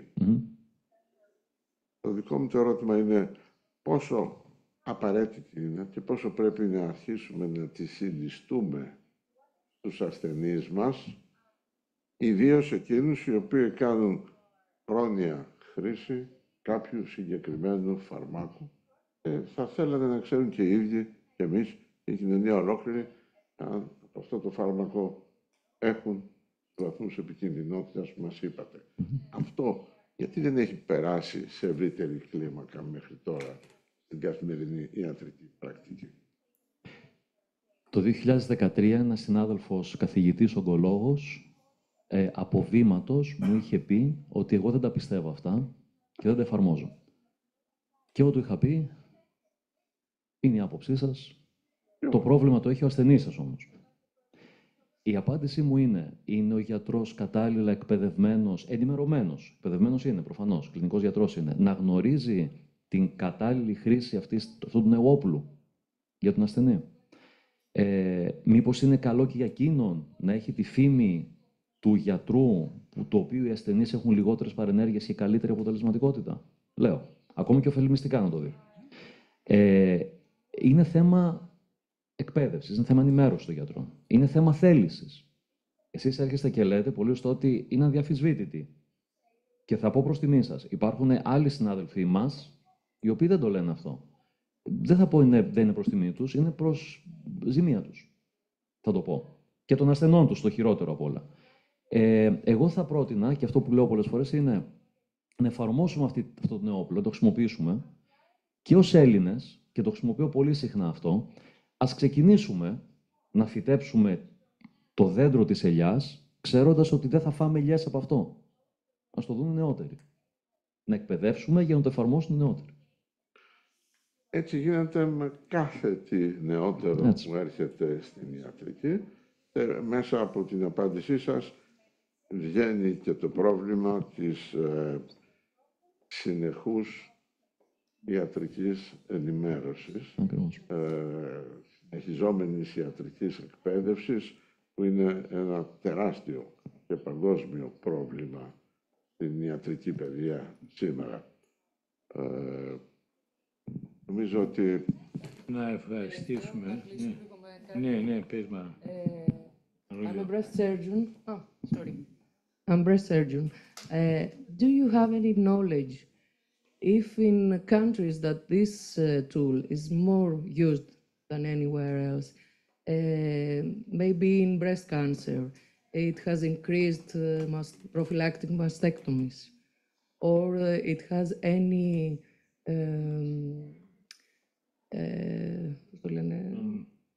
effect in clinicians, in clinical practice? Yeah, so I think the answer to the first question is no, I can't think of any studies that have looked specifically at prophylactic mastectomies in people who've got high polygenic risk scores. And I think that's largely because, The other tests are... yeah, and also the risk, taking the risk of the polygenic risk score on its own, you might get at the very, very end of the distribution a risk that's very, very high, but it's going to be a very, very small amount of people. And, I don't think there's any recommendation that that sort of really invasive approach should be taken to mitigate the risk of breast cancer in the absence of, rare pathogenic mutations. There was a study published a few weeks ago where a tyrocusic model, which is similar to the CANRIS model, and is in fact the model that we use, the tyrocusic model with a polygenic risk score was given to, so the result, this is an integrated risk score, so it's not our risk score, but it's a very similar one, integrates the clinical risk and the PRS, was provided to thousands of women in the US through Myriad, who are a genetic testing company, and it was a prospective kind of assessment of women who at baseline had not been identified as having cancer and then followed up for only about 2 or 3 years. But there was evidence that clinicians are using this data and using it to identify people at risk, and then that there was some clinical change to clinical kind of management. Yeah. But as I say, I've been part of the reason, over and above the fact that you want to have as many things in the model as possible that are that are going to combine to predict risk. One of the reasons for using those models and incorporating PRS into those models is that there are guidelines to say if your 5-year risk is above 1.67, you should consider doing tamoxifen. If your 10-year risk if your lifetime risk is above 20%, you should do more frequent mammograms or even do an MRI every 3 years or something. So there are already guidelines that say this is what you should do with this risk. So if we can accurately say, well, we can get a better way of getting that risk by adding in some genetic information, then in theory, the clinical management should be the same, whether or not there was a PRS involved. Μου επιτρέψετε να κλείσω, να ευχαριστήσω. I want to thank all of you. We hear very interesting things. Η ιατρική αλλάζει, μας φέρνεται στη νέα εποχή, την εποχή που θα αλλάξει η πρακτική. Νομίζω ότι όλοι πήραμε κάποιες νέες γνώσεις. Είμαστε ακόμα ίσως στην αρχή πιο δυναμικών εξελίξεων και πιστεύουμε ότι θα μας βοηθήσει πάρα πολύ και στην πρόληψη, εφόσον τα data συνεχώς βελτιώνονται και δείχνουν για τον καρκίνο του μαστού, παραδείγματος χάρη, το 70% του καρκίνου του μαστού δεν έχει προδιαθρηστικό παράγοντα κλινικό. Δεν υπάρχει. Δεν το ξέρουμε. Είναι 70% είναι τυχαίο, έτσι λέμε, τυχαίο μας, sporadic. Εδώ ίσως η ανάλυση του πολυγονιδιακή να προσφέρει κάποια βοήθεια στο να προσδιορίσει κάποιες γυναίκες που μπορεί να τις πεις κάντε μαστογραφία κάθε 3 χρόνια, κάθε 2 χρόνια ή κάθε χρόνο, γιατί έτσι αλλιώς 9 στις 10 γυναίκες κάνουν μαστογραφία με φόρους ζωής χωρίς να έχουν καρκίνο. Επομένως η γενετική αλλά και η φαρμακογονιδιακή πρακτική θα μας βοηθήσουν πάρα πολύ στο μέλλον και είμαστε ευγνώμονες που ακούσαμε από εσάς τόσα χρήσιμα θέματα. Σας ευχαριστούμε πάρα πολύ, σας ευχαριστούμε και εσάς πάρα πολύ.